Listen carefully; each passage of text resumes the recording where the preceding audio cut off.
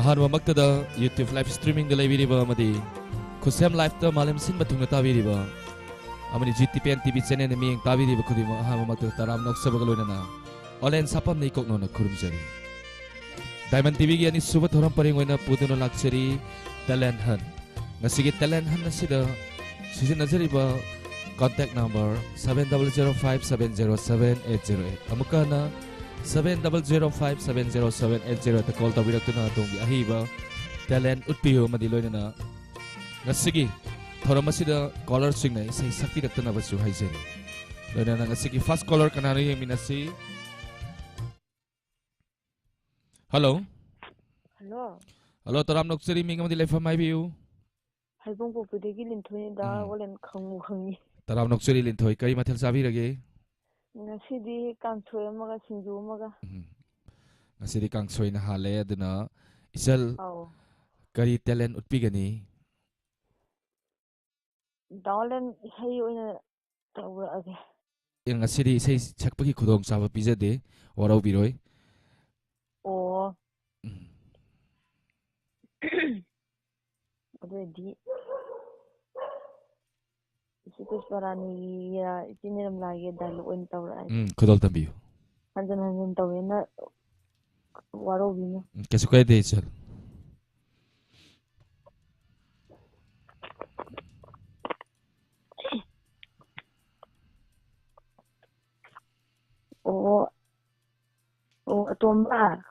Atombo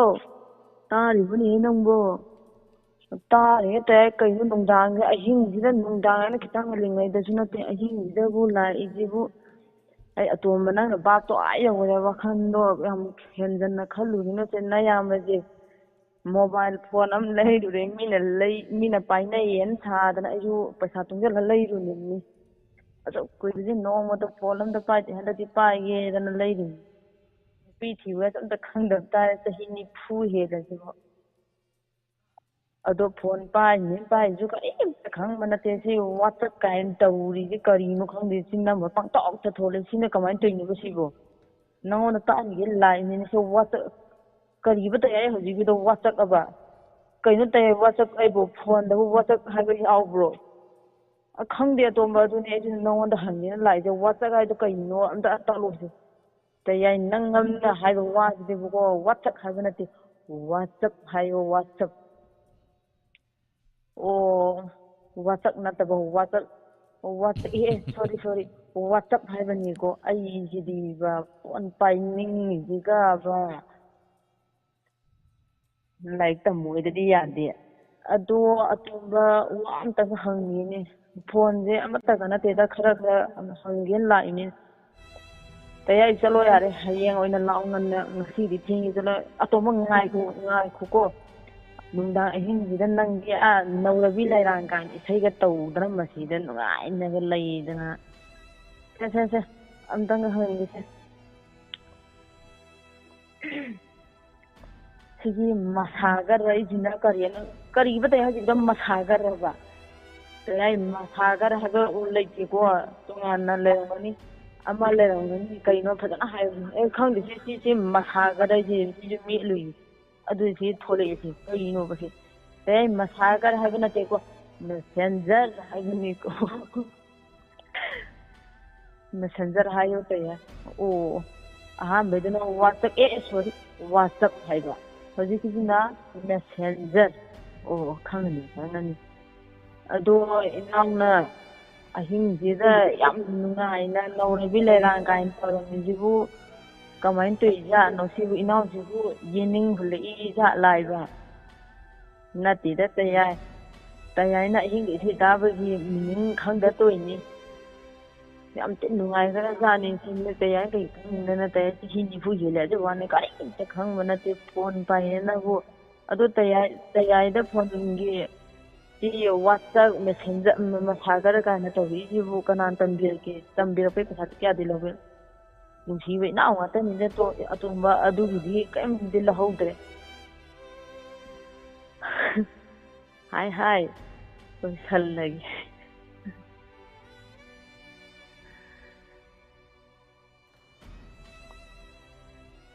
thagachari isal linthoi thagachari ꯌꯥꯝ ꯐꯖꯅ ꯈꯨꯗꯣꯜ ꯇꯝꯕꯤꯔꯦ ꯑꯗꯨꯒ ꯏꯆꯜ ꯉꯁꯤꯁꯦ ꯏꯆꯜꯒꯤ ꯇꯦꯂꯦꯟ ꯌꯥꯝꯅ ꯐꯖꯕ ꯑꯃ ꯈꯨꯗꯣꯜ ꯇꯝꯕꯤꯔꯦ ꯊꯥꯒꯠꯆꯔꯤ ꯂꯣꯏꯅꯅ ꯗꯥꯎꯂꯦꯟ ꯍꯥꯏꯕꯤꯌꯨ ꯉꯁꯤꯗꯤ ꯍꯟꯗꯛꯇꯤ ꯅꯨꯡꯗꯥꯡꯒꯤ ꯗ꯭ꯌꯨꯇꯤꯁꯦ ꯀꯅꯥꯝꯇꯗꯤ ꯉꯥꯊꯗꯦ ꯏꯆꯦ ꯉꯥꯊꯦ ꯃꯔꯤꯌꯥ ꯄꯥꯌꯜ ꯑꯦꯂꯥꯡꯕꯝ ꯑꯆꯣꯝ ꯅꯤꯡꯊꯣꯏ ꯕꯤ ꯑꯦꯂꯥꯡꯕꯝ ꯗꯦꯒꯥꯄꯇꯤ ꯁꯔꯃ ꯂꯦꯞꯁꯦꯠꯇ ꯂꯩꯕꯤꯔꯤꯕ ꯃꯌꯥꯝꯅ ꯏꯆꯜꯒꯤ ꯇꯦꯂꯦꯟ ꯌꯥꯝ ꯊꯥꯒꯠꯄꯤꯔꯛꯏ ꯊꯦꯡꯀ꯭ꯌꯨ ꯂꯣꯏꯅꯅ ꯃꯌꯥꯝ ꯊꯥꯒꯠ ꯁꯤꯗꯩ ꯍꯦꯟꯅ ꯃꯌꯥꯝ ꯐꯖꯕ ꯃꯌꯥꯝ ꯇꯧꯕ ꯉꯝꯕ ꯑꯣꯏꯖꯒꯦ ꯃꯊꯪꯗ ꯉꯝꯕꯤꯌꯨ ꯍꯥꯏ ꯍꯥꯏ ꯍꯥꯏ ꯍꯥꯏ ꯊꯥꯒꯠꯆꯔꯤ ꯊꯧꯔꯝ ꯌꯥꯎꯕꯤꯔꯛꯄ ꯗꯥꯎꯂꯦꯟ ꯉꯁꯤꯗꯤ ꯉꯥꯊꯔꯔꯣꯏꯅꯦ ꯁꯟꯗꯦ ꯁ꯭ꯄꯤꯁꯦꯜꯗ ꯃꯃꯥꯡꯗ ꯇꯧꯈꯤꯕꯗꯗꯤ ꯗꯥ ꯑꯒꯣꯗ ꯐꯖꯅ ꯉꯥꯊꯔꯒ ꯏꯁꯩ ꯁꯛꯈꯤꯕꯅꯤ ꯁꯟꯇꯣꯁ ꯍꯣꯏ ꯂꯥꯛꯈꯤꯅꯤ ꯑꯗꯨꯒ ꯁꯟꯗꯦ ꯅꯨꯃꯤꯠꯇ ꯑꯗꯨꯝ ꯁꯟꯇꯣꯔꯛꯄ ꯉꯝꯕ꯭ꯔꯥ ꯌꯦꯡꯖꯒꯦ ꯊꯥꯒꯠꯆꯔꯤ ꯏꯆꯜ ꯊꯧꯔꯝ ꯌꯥꯎꯕꯤꯔꯛꯄ ꯊꯦꯡꯀ꯭ꯌꯨ ꯗꯥꯎꯂꯦꯟ ꯉꯁꯤꯒꯤ ꯊꯧꯔꯝꯗ ꯏꯍꯥꯟ ꯍꯥꯟꯅ ꯆꯪꯕꯤꯔꯛꯄ ꯂꯦꯞꯁꯦꯠꯇ ꯂꯩꯕꯤꯔꯤꯕꯁꯤꯡ ꯋꯥꯏꯈꯣꯝ ꯊꯣꯏꯕꯤ ꯇꯔꯥꯝ ꯅꯣꯛꯆꯔꯤ ꯌꯥꯝꯕ ꯁꯦꯛꯁꯄꯤꯌꯔ ꯑꯥꯔꯖꯤꯇꯤ ꯇꯣꯛꯆꯣꯝ ꯁꯥꯄꯝ ꯂꯥꯏꯕꯨꯡ ꯂꯤꯟꯊꯣꯏ ꯆꯅꯨ ꯑꯣꯏꯅꯥꯝ ꯂꯣꯏꯗꯥꯡ ꯕꯤ ꯑꯦꯂꯥꯡꯕꯝ ꯃꯕꯦꯝ ꯀꯛꯆꯤꯡ ꯋꯥꯏꯈꯣꯝ ꯊꯣꯏꯕꯤ ꯊꯥꯒꯠꯆꯔꯤ ꯃꯕꯦꯝ ꯀꯛꯆꯤꯡ ꯂꯥꯏꯁ꯭ꯔꯝ ꯏꯕꯦꯆꯥ ꯇꯔꯥꯝ ꯅꯣꯛꯆꯔꯤ ꯕ꯭ꯔꯤꯀꯝ ꯈꯣꯟꯖꯦꯝꯕꯝ ꯇꯔꯥꯝ ꯅꯣꯛꯆꯔꯤ ꯑꯣꯏꯅꯥꯝ ꯂꯣꯏꯗꯥꯡ ꯗꯦꯕ ꯈꯨꯔꯥꯏꯖꯝ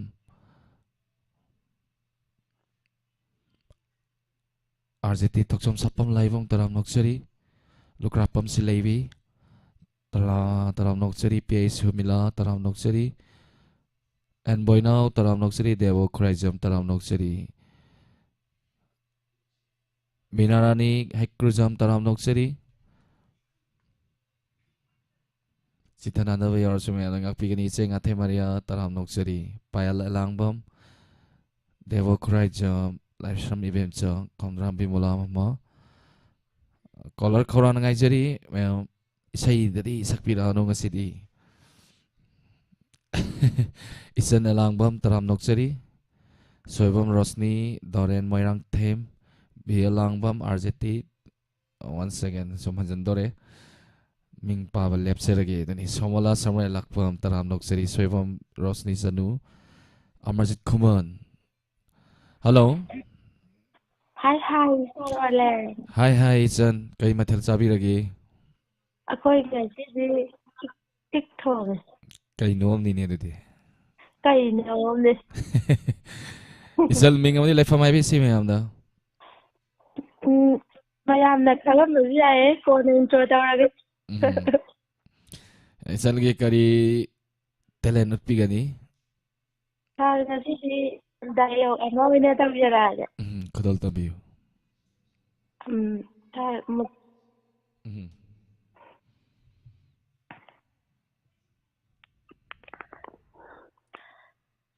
ꯃꯃꯥ ꯑꯩ ꯁ꯭ꯀꯨꯜ ꯆꯠꯂꯒꯦ ꯂꯥꯛꯑꯣ ꯃꯃꯥ ꯑꯩ ꯃꯅꯝ ꯅꯝꯕꯤꯔꯣ ꯂꯥꯛꯑꯣ ꯍꯣꯏ ꯃꯅꯝ ꯅꯝꯕꯤꯔꯒꯦ ꯍꯩꯃꯥ ꯑꯩꯗꯤ ꯉꯁꯤꯗꯤ ꯀꯥꯎꯏꯅꯦꯍꯦ ꯏꯆꯥꯒꯤ ꯇꯤꯐꯤꯟ ꯍꯥꯞꯄꯝꯗ꯭ꯔꯦꯗꯅ ꯑꯁ ꯇꯧꯔꯗꯕꯅꯦ ꯑꯩꯅ ꯄꯥꯝꯕ ꯌꯦꯔꯨꯝꯗꯣ ꯑꯗꯨꯗꯣ ꯍꯥꯞꯄꯣ ꯍꯥꯏꯔꯒ ꯌꯦꯔꯨꯝꯗꯨꯕꯨꯗꯤ ꯉꯁꯥꯏ ꯃꯃꯥꯅ ꯐꯨꯠꯂꯕꯅꯤꯅꯦ ꯑꯗꯩꯗ ꯍꯥꯞꯍꯧꯗꯕꯅꯤꯅꯦ ꯑꯩꯗꯣ ꯑꯁ ꯃꯃꯥ ꯅꯪꯁꯤꯁꯨꯕ ꯕꯦꯔꯥꯅꯦ ꯏꯃꯥ ꯏꯄꯦꯝꯃ ꯑꯉꯥꯡꯅ ꯁ꯭ꯀꯨꯜ ꯆꯠꯂꯝꯗꯥꯏꯁꯤꯗ ꯇꯤꯐꯤꯟ ꯍꯥꯞꯄꯤ ꯑꯩꯈꯣꯏ ꯃꯇꯝꯗꯗꯤ ꯍꯥꯞꯆꯔꯛꯇꯦ ꯇꯤꯐꯤꯟ ꯀꯥꯏꯗꯣ ꯀꯔꯤꯅꯣ ꯀꯥꯏꯅ ꯈꯪꯖꯔꯛꯇꯦ ꯍꯧꯖꯤꯛꯀꯥꯟꯒꯤ ꯃꯧꯁꯤꯡꯁꯤꯅꯅꯦ ꯃꯆꯥꯁꯤꯡꯁꯦ ꯃꯁꯤꯗꯩꯗ ꯐꯍꯟꯅꯤꯡꯉꯤꯕꯅꯤ ꯍꯥꯏꯗꯨꯅ ꯕꯣꯔꯗꯤꯡꯗ ꯃꯁꯥ ꯀꯣꯝꯅꯅꯕꯅ ꯊꯝꯈ꯭ꯔꯦ ꯑꯗꯨꯗꯨꯒ ꯃꯁꯤꯗꯩꯁꯤꯗ ꯑꯩꯈꯣꯏ ꯍꯥꯡꯇꯛꯇꯅ ꯕꯣꯔꯥ ꯑꯃ ꯄꯥꯏꯔꯒ ꯃꯁꯤꯗꯩꯗ ꯁ꯭ꯀꯨꯜꯁꯦ ꯆꯠꯂꯤꯕꯅꯤ ꯑꯌꯤꯡꯕꯅꯤ ꯈꯪꯗे ꯑꯁꯥꯕꯅꯤ ꯈꯪꯗे ꯑꯩꯈꯣꯏꯁꯦ ꯆꯠꯂꯤ ꯍꯧꯖꯤꯛꯀꯥꯟꯒꯤ ꯃꯧꯁꯤꯡꯁꯤꯅ ꯃꯁꯥ ꯀꯣꯝꯅꯅꯕꯅ ꯑꯉꯥꯡꯁꯨ ꯕꯣꯔꯗꯤꯡꯗ ꯂꯣꯏ ꯊꯝꯗꯣꯛꯈ꯭ꯔꯦ ꯑꯗꯨꯒꯤ ꯃꯊꯛꯇ ꯑꯉꯥꯡ ꯐꯍꯟꯅꯤꯡꯉꯤꯕꯅꯤ ꯍꯥꯏꯗꯅ ꯆꯍꯤ ꯁꯨꯏ ꯈꯪꯗꯦ ꯁꯨꯗꯦ ꯈꯪꯗꯦ ꯕꯣꯔꯗꯤꯡꯗ ꯀꯤꯠ ꯅꯝꯁꯤꯟꯈꯔꯦ ꯑꯗꯨꯗꯨꯒ ꯃꯁꯤꯗꯩꯁꯤꯗ ꯑꯗꯨ ꯍꯥꯞꯇꯦꯒ ꯑꯗꯥ ꯍꯥꯞꯇꯦꯒ ꯃꯁꯤꯗꯩꯗ ꯑꯗꯩꯗꯤ ꯊꯣꯡꯒꯥꯟꯗ ꯕꯦꯜ ꯇꯧꯔ ꯕꯦꯜ ꯂꯥꯛꯑꯦ ꯑꯉꯥꯡꯗꯨ ꯆꯥꯔꯝ ꯊꯛꯔꯝ ꯈꯪꯗꯒꯤ ꯊꯥꯒꯠꯈ꯭ꯔꯅꯤ ꯉꯥꯔꯤ ꯅꯝꯕꯗꯧꯅ ꯃꯁꯤꯗꯩ ꯁ꯭ꯀꯨꯜꯗ ꯐꯖꯅ ꯊꯤꯟꯒꯦ ꯍꯥꯏꯔꯁꯨ ꯒꯥꯔꯤ ꯃꯆꯥ ꯂꯩꯔꯤꯅꯤ ꯒꯥꯔꯤ ꯑꯆꯧꯕ ꯂꯩꯔꯤꯅꯤ ꯑꯁꯤꯗꯩꯗ ꯑꯗꯨꯝ ꯊꯤꯟꯕꯁꯨ ꯌꯥꯔꯤꯕꯅꯦꯕ ꯑꯗꯨꯁꯨ ꯅꯠꯇꯦ ꯃꯁꯤꯗꯤ ꯃꯁꯥ ꯀꯣꯝꯅꯤꯡꯉꯤꯅꯤꯅ ꯍꯧꯖꯤꯛꯀꯥꯟꯒꯤ ꯃꯧꯁꯤꯡꯁꯤꯅ ꯇꯧꯔꯤꯁꯤꯅꯅꯦ ꯄꯦꯜꯂꯕꯅꯤ ꯑꯩꯗꯤ ꯎꯅꯤꯡꯗꯕꯅ ꯃꯤꯠꯁꯦ ꯅꯥꯔꯦ ꯀꯩꯗꯧꯔꯒꯦ ꯏꯃꯥ ꯀꯩꯗꯧꯔꯒꯦ ꯀꯩꯒꯤꯅꯣ ꯏꯁꯧ ꯂꯥꯡꯕꯤꯔꯤꯁꯤꯕꯨ ꯑꯉꯥꯡ ꯁ꯭ꯀꯨꯜ ꯆꯠꯂꯝꯗꯥꯏꯁꯤꯗ ꯀꯔꯤꯅꯣ ꯏꯕꯦꯝꯃ ꯑꯩ ꯏꯊꯟꯗ ꯉꯥꯡꯖꯕꯅꯤ ꯅꯪꯉꯣꯟꯗ ꯍꯥꯏꯕꯁꯨ ꯅꯠꯇꯦ ꯑꯗꯨꯒ ꯅꯪꯅ ꯑꯉꯥꯡ ꯑꯇꯣꯝꯕꯗꯤ ꯍꯩꯃ ꯁꯤꯗ ꯀꯦꯟꯗꯜ ꯄꯥꯏꯗꯅ ꯃꯁꯤꯗꯩꯗ ꯃꯩꯁꯤ ꯁꯥꯟꯅꯔꯝꯃꯦ ꯃꯁꯤ ꯃꯨꯜꯂꯨ ꯏꯃꯥ ꯑꯗꯨꯃꯥꯏꯅ ꯑꯉꯥꯡꯗꯒꯤ ꯄꯣꯠ ꯈꯨꯗꯤꯡꯃꯛꯇ ꯑꯝꯇ ꯃꯨꯟꯕꯤꯒꯅꯨ ꯀꯩꯒꯨꯝꯕ ꯄꯣꯠ ꯑꯃꯅ ꯃꯍꯨꯠ ꯁꯤꯜꯂꯒ ꯂꯧꯊꯣꯛꯄꯤꯌꯣ ꯊꯥꯡ ꯄꯥꯏꯔꯝꯃꯁꯨ ꯊꯥꯡꯗꯣ ꯃꯨꯜꯂꯗꯤ ꯑꯉꯥꯡꯒꯤ ꯃꯈꯨꯠꯇ ꯁꯣꯛꯀꯅꯤꯌꯦ ꯏꯃꯥ ꯏꯄꯦꯝꯃ ꯅꯪꯒꯤꯁꯤꯗꯤ ꯄꯥꯎꯇꯥꯛꯅꯤꯅꯦ ꯏꯅꯦꯝꯄꯣꯛꯅꯤꯅꯦ ꯅꯪꯁꯦ ꯏꯅꯦꯝꯄꯣꯛ ꯑꯩ ꯈꯪꯗꯗꯅ ꯇꯧꯕꯅꯤ ꯁꯦ ꯅꯪ ꯇꯧꯔോ ꯏꯃꯥ ꯑꯉꯥꯡꯅ ꯃꯩꯗꯣ ꯁꯥꯏ ꯈꯪꯉꯝꯃꯗꯤ ꯄꯥꯏꯔꯣꯏꯌꯦ ꯑꯗꯨ ꯄꯥꯏꯕ ꯌꯥꯗꯦ ꯈꯣꯠꯇꯦꯅ ꯍꯥꯏꯔꯒ ꯊꯦꯝꯃꯒ ꯂꯧꯊꯣꯛꯄꯤꯔꯗꯤ ꯐꯒꯗꯕ ꯏꯃꯥꯗꯤ ꯃꯨꯟꯅꯅꯕ ꯇꯧꯔꯕꯅꯤꯅ ꯀꯩꯒꯨꯝꯕ ꯀꯦꯟꯗꯜꯁꯤꯅ ꯃꯩ ꯆꯥꯛꯑꯝꯃꯒꯗꯤ ꯑꯉꯥꯡꯗꯨ ꯄꯣꯛꯀꯗꯣꯏꯅꯦ ꯑꯗꯨꯅ ꯄꯣꯠ ꯈꯨꯗꯤꯡꯃꯛ ꯑꯉꯥꯡꯅ ꯄꯥꯏꯕ ꯃꯇꯝꯗ ꯐꯠꯇꯕꯕꯨ ꯑꯣꯏꯔꯣ ꯑꯐꯕꯕꯨ ꯑꯣꯏꯔോ ꯀꯩꯒꯨꯝꯕ ꯄꯣꯠꯁꯛ ꯑꯃꯒ ꯑꯣꯟꯅꯒꯗꯕꯅꯤ ꯊꯥꯡ ꯄꯥꯏꯔꯝꯃꯦꯅ ꯑꯉꯥꯡꯗꯨꯗꯒꯤ ꯊꯥꯡ ꯃꯨꯜꯂꯒꯗꯤ ꯊꯥꯡꯗꯨꯅ ꯑꯉꯥꯡꯗꯁꯣꯛꯑꯣꯏꯗꯕ꯭ꯔꯥ ꯏꯃꯥ ꯌꯥꯖꯔꯦ ꯏꯅꯦꯝꯄꯣꯛ ꯁꯥꯕꯤꯔꯅꯨ ꯌꯥꯔꯦ ꯑꯩꯗꯗꯤ ꯆꯪꯖꯈ꯭ꯔꯒꯦ ꯑꯩꯗꯗꯤ ꯆꯪꯖꯈ꯭ꯔꯒꯦ ꯀꯔꯤꯅꯣꯅꯦ ꯑꯩꯈꯣꯏ ꯃꯥꯒꯤ ꯃꯤꯔꯣꯜꯁꯤꯕꯣ ꯃꯅꯦꯝ ꯑꯃ ꯑꯣꯏꯔꯗꯤ ꯃꯅꯦꯝ ꯑꯃꯒꯤ ꯂꯣꯟꯆꯠꯁꯨ ꯆꯠꯇꯦ ꯃꯁꯤꯗꯩꯁꯤꯗ ꯑꯁ ꯀꯣꯛꯀ ꯉꯥꯎꯔꯦꯗ ꯑꯉꯥꯡ ꯁ꯭ꯀꯨꯜ ꯊꯤꯟꯕꯁꯨ ꯉꯥꯡꯉꯤ ꯑꯉꯥꯡꯁꯤꯅ ꯍꯣꯔꯦꯟ ꯍꯥꯞ ꯊꯥꯕ ꯃꯇꯝꯗꯨꯗ ꯀꯔꯤꯝꯇ ꯆꯥꯗ꯭ꯔꯗꯤꯅ ꯇꯤꯐꯤꯟꯁꯨ ꯇꯧꯋꯦ ꯃꯣꯏ ꯃꯌꯥꯝꯒꯤ ꯍꯣꯠꯅꯔꯤꯉꯩꯗ ꯑꯩꯁꯤꯁꯨ ꯑꯉꯥꯡꯒꯤ ꯇꯤꯐꯤꯟꯕꯨ ꯍꯥꯞꯄ ꯍꯦꯛ ꯀꯥꯍꯧꯗꯅ ꯍꯥꯞꯍꯧꯗꯔꯦꯕ ꯑꯩꯗꯤ ꯄꯦꯜꯂꯕꯅꯤꯗ ꯇꯧꯔꯤꯁꯦ ꯏꯅꯦꯝꯄꯣꯛꯀꯤ ꯃꯇꯥꯅꯦ ꯏꯀꯨꯕꯣꯛꯀꯤ ꯃꯇꯥꯅꯦ ꯄꯦꯜꯂꯕꯅꯤ ꯑꯩꯗꯤꯅꯦ ꯃꯣꯏ ꯏꯃꯨꯡꯁꯤꯗ ꯃꯧ ꯑꯣꯏꯅ ꯍꯦꯛ ꯂꯥꯛꯄꯗꯒꯤꯅꯦ ꯏꯁꯥꯒꯁꯦ ꯁꯛꯆꯨ ꯑꯃ ꯊꯣꯛꯇ꯭ꯔꯦꯗ ꯑꯣꯐꯤꯁ ꯀꯥꯕ ꯃꯇꯝꯅꯦꯅ ꯑꯃꯨꯛ ꯍꯥꯏꯔꯛꯑꯅꯤ ꯋꯥꯗꯤ ꯋꯥꯏꯌꯦ ꯁꯥꯔ Maka Bisi.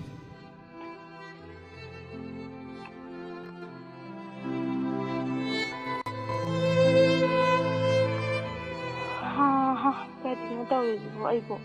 ꯑꯁꯨꯛ ꯌꯥꯝꯅ ꯋꯥꯅ ꯃꯧ ꯑꯣꯏꯒꯗꯕꯒꯤ ꯁꯔꯨꯛꯄꯨꯗꯤ ꯑꯩꯁꯦ ꯃꯁꯤꯒꯤ ꯅꯨꯄꯥꯁꯤꯗꯤ ꯍꯦꯛ ꯂꯩꯔꯨꯕꯗꯒꯤꯅꯦ ꯏꯁꯛ ꯏꯆꯨꯒꯁꯦ ꯑꯃꯠꯇ ꯊꯣꯛꯇ꯭ꯔꯕꯅꯤ ꯑꯉꯥꯡꯅ ꯃꯔꯣꯜ ꯑꯃ ꯀꯞꯁꯜꯂꯛꯄꯅꯦ ꯑꯉꯥꯡ ꯑꯃ ꯄꯣꯔꯤꯉꯩꯗ ꯑꯉꯥꯡ ꯑꯃ ꯄꯝꯕꯒꯤ ꯐꯤꯕꯝꯗ ꯂꯩꯔꯦꯕ ꯑꯩ ꯍꯧꯖꯤꯛꯁꯦ ꯁꯨꯛ ꯌꯥꯝꯅ ꯋꯥꯕꯁꯤꯕꯨ ꯀꯔꯤꯅꯣꯕ ꯑꯩꯅ ꯇꯧꯔꯤꯁꯤꯕꯣ ꯀꯔꯤꯅꯣꯕ ꯁꯤꯗꯕꯨ ꯃꯧꯒ ꯑꯣꯏꯔꯣꯏꯗꯍꯦ ꯏꯃꯥ ꯏꯄꯦꯝꯃ ꯀꯔꯤꯅꯣ ꯁꯅꯥꯏꯕꯦꯝꯃ ꯅꯪꯅ ꯅꯊꯟꯗ ꯃꯨꯔꯨꯝ ꯁꯣꯟꯗꯅ ꯑꯃꯨꯛ ꯂꯩꯔꯤꯗꯨꯕꯣ ꯏꯃꯥ ꯏꯇꯥ ꯗꯤ ꯅꯪ ꯂꯥꯛꯏꯔꯣ ꯑꯩꯗꯤ ꯅꯪ ꯂꯥꯛꯄꯒ ꯑꯝꯇ ꯈꯪꯍꯧꯗ꯭ꯔꯦ ꯑꯁ ꯈꯪꯗꯦꯗ ꯑꯉꯥꯡꯈꯩ ꯁ꯭ꯀꯨꯜꯁꯤꯡꯗꯣ ꯂꯣꯏ ꯆꯠꯈ꯭ꯔꯦ ꯈꯪꯕ꯭ꯔꯥ ꯏꯅꯦꯄꯨꯅ ꯃꯔꯣꯟ ꯑꯃ ꯉꯥꯡꯉꯝꯕꯅꯦ ꯑꯗꯩ ꯏꯊꯟꯗ ꯃꯨꯔꯨꯝ ꯁꯣꯜꯂꯤꯅꯦ ꯂꯥꯛꯑꯣ ꯆꯪꯉꯛꯑꯣ ꯁꯣꯝꯗ ꯆꯪꯉꯛꯑꯣ ꯐꯝꯃꯨ ꯂꯥꯛꯑꯣ ꯀꯩ ꯂꯩꯔꯒꯦ ꯅꯪ ꯂꯥꯛꯏꯕꯣ ꯑꯁ ꯑꯩꯁꯨꯅꯦ ꯑꯉꯥꯡ ꯁ꯭ꯀꯨꯜ ꯊꯤꯜꯂꯝꯃꯦ ꯑꯗꯨꯗꯨꯒꯅꯦ ꯅꯪꯁꯨ ꯎꯗꯕ ꯀꯨꯏꯔꯦꯗꯅ ꯆꯪꯉꯛꯏꯅꯦ ꯈꯪꯕ꯭ꯔꯥ ꯑꯣ ꯁꯦ ꯆꯥꯒ ꯊꯛꯈꯤꯁꯤꯁꯦ ꯑꯩ ꯆꯥ ꯁꯦꯝꯃꯛꯀꯦꯕꯀꯣ ꯑꯗꯣ ꯅꯪ ꯉꯥꯛꯇꯪ ꯐꯝꯃꯣ ꯅꯪ ꯂꯥꯛꯄꯕꯨ ꯀꯩ ꯂꯩꯔꯒꯦ ꯑꯩ ꯁꯨꯝ ꯆꯪꯉꯛꯄꯅꯤ ꯍꯥꯏꯔꯗꯨꯗꯤ ꯑꯣ ꯑꯩ ꯚꯥꯞ ꯑꯝꯇ ꯈꯪꯗ꯭ꯔꯦꯗ ꯚꯥꯞ ꯑꯝꯇ ꯇꯥꯗ꯭ꯔꯦ ꯏꯕꯦꯝꯃ ꯄꯨꯔꯥ ꯕꯦꯔꯥꯅꯦ ꯈꯪꯕ꯭ꯔꯥ ꯑꯩꯈꯣꯏ ꯏꯃꯨꯡꯁꯤꯗ ꯑꯩꯅ ꯃꯧ ꯑꯣꯏꯔꯤꯅꯦꯅ ꯇꯧꯔꯤꯁꯦ ꯏꯁ ꯅꯪꯅ ꯑꯗꯨꯛ ꯌꯥꯝꯅ ꯄꯥꯝꯖꯅ ꯑꯩꯒꯤ ꯅꯨꯄꯥꯗꯤ ꯑꯣꯐꯤꯁꯥꯔꯅꯤ ꯊꯕꯛ ꯇꯧꯔꯕꯅꯤ ꯀꯥꯏꯅ ꯄꯣꯡꯈꯥꯏꯗꯅ ꯑꯃꯨꯛ ꯈꯥꯏꯗꯅ ꯆꯠꯈ꯭ꯔꯒ ꯍꯧꯖꯤꯛꯅ ꯋꯥꯔꯕꯅꯦ ꯋꯥꯔꯨꯅꯨ ꯀꯩꯅꯣ ꯑꯣꯐꯤꯁꯥꯔꯒꯤ ꯅꯨꯄꯤꯅꯕꯨ ꯋꯥꯅꯕ꯭ꯔꯣ ꯑꯁ ꯅꯪꯁꯤꯁꯨ ꯍꯥꯏꯔꯦ ꯃꯇꯝ ꯑꯃꯗꯗꯤ ꯅꯨꯡꯉꯥꯏꯇ꯭ꯔꯥ ꯑꯩꯈꯣꯏꯅ ꯀꯣꯂꯦꯖ ꯇꯝꯃꯤꯉꯩ ꯃꯇꯝꯗꯗꯤ ꯅꯉꯣꯟꯗ ꯍꯥꯏꯔꯝꯕ ꯅꯨꯄꯥꯈꯩꯗꯣ ꯂꯥꯏꯔꯕꯅꯤ ꯒꯥꯔꯤ ꯇꯣꯡꯗꯦ ꯑꯗꯨ ꯇꯧꯗꯦꯅ ꯅꯪꯅ ꯌꯥꯈꯤꯗ꯭ꯔꯒ ꯑꯣꯐꯤꯁꯥꯔ ꯍꯅꯨꯕ ꯑꯝꯗ ꯂꯩꯁꯜꯂꯒ ꯅꯪꯅ ꯍꯧꯖꯤꯛꯇ ꯋꯥꯕꯒ ꯌꯥꯔꯣꯏ ꯍꯣꯠꯅꯒꯗꯕꯅꯤ ꯑꯗꯨꯏꯁꯨ ꯏꯆꯥ ꯁꯦꯝꯕꯅꯤꯗꯅ ꯏꯆꯥ ꯁꯦꯝꯕ ꯍꯥꯏꯁꯤꯗꯤ ꯃꯌꯥꯝ ꯋꯥꯔꯁꯨ ꯍꯌꯦꯡ ꯏꯆꯥꯒꯤ ꯃꯄꯥꯜ ꯑꯃꯨꯛ ꯆꯥꯕ ꯍꯥꯏꯗꯨꯅꯤ ꯀꯩꯅꯣ ꯍꯩꯃꯥ ꯅꯪ ꯅꯨꯄꯥꯒꯤ ꯃꯄꯥꯟ ꯆꯥꯔꯤꯗꯨꯗꯤ ꯃꯤ ꯍꯥꯏꯅꯕ ꯂꯩꯕꯅꯤꯀꯣ ꯏꯆꯥꯒꯤ ꯃꯄꯥꯟꯗꯤ ꯀꯞꯄꯒ ꯆꯥꯏ ꯅꯨꯄꯥꯒꯤ ꯃꯄꯥꯟꯗꯤ ꯅꯣꯛꯑꯒ ꯆꯥꯏ ꯍꯥꯏꯅꯕ ꯂꯩꯕꯅꯤ ꯈꯪꯉꯦ ꯅꯪꯁꯨ ꯍꯩꯈ꯭ꯔꯄꯣꯠꯅꯤ ꯀꯗꯥꯏꯗꯒꯤꯅꯣ ꯁꯥ ꯂꯦꯞꯄꯒꯦ ꯌꯥꯎ ꯋꯥꯏꯌꯦ Thakachari Jalintoi yam phajana hello khut hello Thakachari Jalintoi yam phajana khudol tambire aduga matom langlembi tokpa maton Khalida Jia Thangja Manjana Ingosha Singh tokpa maton Devo Khraicham Gangrani Kolkata Amarjit One second. Live chat television mayam ni salgi kuwa yam na kubi re. Yam pasaba talent utpi ꯍꯣꯏ rakwa. Thank you ꯑꯗꯨꯒ ꯃꯌꯥꯝꯁꯨ dialogue ꯇꯥꯖꯒꯦ ꯉꯥꯏꯖꯔꯝꯒꯦ ꯇꯥꯇ ꯁꯣꯏꯗꯅ ꯑꯩ ꯂꯤꯟꯊꯣꯏ ꯆꯅꯨ ꯀꯛꯆꯤꯡꯗꯒꯤ Thakachari tharam yawirakpa tharam apung pham biramba. Thakachari. Thank you Mathangi caller da khudong chawa pijari. Ngasi pung tara makhai bo khudol tamjage thoram se aduga Inspector tayai pung tara mathoi makhai chapchana mayam da khudol tamjage mayam punangai minasi. Hello. Hello. Taram nokseri ming amadi lefa mai biu. Good evening, Sir Olen. Good evening. I asarani singa sam konthog na rembi sir. Taram nokseri kai mathal. I too monoloma tienta tawjage hazaki kaido hazaki matam ya kanna sara ba phong thabda. Haziki matam sigi phomong sariba. Oh. Adudi kai mathal sabirage. Saksadriye. Hai sab manari. Khoido kaido tawe business masa sum tawe do kaido ne dukan phambane sum hangjari adu loira matungda sai luolaga sabra di dungai tena bi sum laga disturbance hoena. Hoi. Kadedi kudol tambisi. Hello. Kudol tambisi. Haujarage sir ko. How be you? So ki bayar so mayam live chat ta lay bidang ngasi gani. Angang urinida tawgibage yang kuire tawgahidaba gasi tawjadoi sini high school tamingeda tawgibade. Okay, yang kuiram mani. Monologue se do haujarage sir. Kudol tambiu. Magi mapuro bidana luhong basaluraga halakbagi wari ne bako. Haujarage sir. Khoido gai sawgalida. Kaido birage makhoi pabong luhong basapiruraga dok sawna hanbiraibadubo kaido yaubirage ne. Pele hauka luhong masibo babo tabo mi kuntra taru pham leiramene. Aidi puba paisa soibasu konadre bapundusu poing upi bane pala bu thabane babo play thadana tongthokpani dana. Mi mayamdi hena yaudarapada thana yedo aidi paisa do ahemazu yaudre. Luhong mate mutoi ba no mata adi luhong bolo ahum luhong bolo chura karon mo hai bro pele matung manau di ko ai luhong magam ta sanin dre khoi dau ai sau sau lai chak ka sanin de ko chak sau hai a noi nga sidi imana ba sing na di thana re ai ki tha ba to ngam da ni nai kai na ka halak le ne ado makhoi pa bung ado ki da mak ta bu wa oi ka tau idu bu kari no moi noi ni kai jan sani hodir matam da bu acho yana wana raba isu hange leiraga sijinare angang nu ye mu emission ta ko matam su oire sida bu moina khaga gyan ta bati phai thamda ya da ba ahal laman khara phamaga ngai na ha ju babu phamninge ne ikai biru ngamba mi du khajare ngamda ba khoina toksare madu gi bu wa hoida tawra da nga ma thonga ne yuk sak boru batu ba irole ha sa thoga ne nungai na ne diamond tv channel gi ne nungai ba telen han puoi do aduga ne lady da na inspector tayai gi na wang phoi ba gi ne ngasi episode tu lak ni da na adu muktabin na ra ne mang nungai ba mang ga ne thok so ngai da na moi pa bung chome adu da boy da wow ne long da na moi di kai ga dau di ai koi dau da te Sidani ni nupi yau tu bayar dia nak hari se. Nupi ni ye, mana tayar tu lok singgah ni kerana ni. Asal kau dah tahu dah kala. Halang lagi mana buat. Ya, pasal nak hari ni sidap buat ikai bentuk pula ikai tidak. Mana? Aku telehan like tak siang tua ni. Aduh kita matung dah jadi. Amok tak sing jatuh ke? Inspektor tayar ni wang thoi betul do. Ngai ni kalau thoi ke. matang sila isinjarage khudak to simja ba kaino ni garo biya dime Thakachari khudol tamira pa thank you sir wale Thakachari pochit pi bro wa hangdringai call tamgre Thakachari thorom yabirak pa RJT thoksam sapam lambung gangrani Kolkata hello hello ngasa ayuk ni so sini ada ha ayuk tu panggil sampai ada kada loudspeaker thabi bro ꯑꯇꯣꯞꯄ ꯊꯕꯛꯇꯤ ꯃꯨꯊꯠꯄꯤꯌꯨ ꯑꯌꯨꯛꯇ ꯐꯪꯉꯤ ꯏꯁꯩ ꯈꯟꯕ ꯌꯥꯒꯗ꯭ꯔꯥ ꯍꯥꯏꯕ ꯏꯁꯩꯁꯦ ꯍꯧꯖꯤꯛꯅ ꯑꯃꯨꯛ ꯇꯦꯂꯦꯟ ꯍꯟꯠ ꯃꯤꯡ ꯑꯃꯗꯤ ꯂꯩꯐꯝ ꯑꯝꯇ ꯍꯥꯏꯕꯤꯌꯨ ꯍꯣꯏ ꯌꯥꯏ ꯌꯥꯏ ꯍꯣꯏ ꯑꯗꯨꯗꯤ ꯈꯟꯖꯔꯔꯣꯏ ꯑꯩꯁꯤ ꯍꯩꯇ꯭ꯔꯦ ꯃꯤꯡ ꯑꯃꯗꯤ ꯂꯩꯐꯝ ꯑꯝꯇ ꯍꯥꯏꯕꯤꯌꯨ ꯀꯣꯜ ꯇꯝꯈ꯭ꯔꯦ ꯇꯤꯂꯣ ꯇꯃꯥ ꯂꯥꯏꯁ꯭ꯔꯝ ꯗꯝꯆꯥ ꯇꯔꯥꯝ ꯅꯣꯛꯆꯔꯤ ꯃꯇꯨꯝ ꯂꯥꯡꯂꯦꯝꯕꯤ ꯁꯣꯃꯥꯅꯟꯗ ꯋꯥꯡꯂꯦꯟ ꯊꯣꯌꯇꯣꯝ ꯇꯔꯥꯝ ꯅꯣꯛꯆꯔꯤ ꯏꯆꯦ ꯕꯤꯕꯤ ꯕꯤꯂꯥ ꯍꯥꯏ ꯍꯥꯏ ꯇꯔꯥꯝ ꯅꯣꯛꯆꯔꯤ ꯑꯁꯣꯝ ꯅꯥꯀꯟꯗ ꯏꯆꯦꯒꯤ ꯃꯤꯡꯁꯦ ꯄꯥꯔꯤꯉꯩꯗ ꯀꯣꯜ ꯂꯩꯔꯝꯃꯤ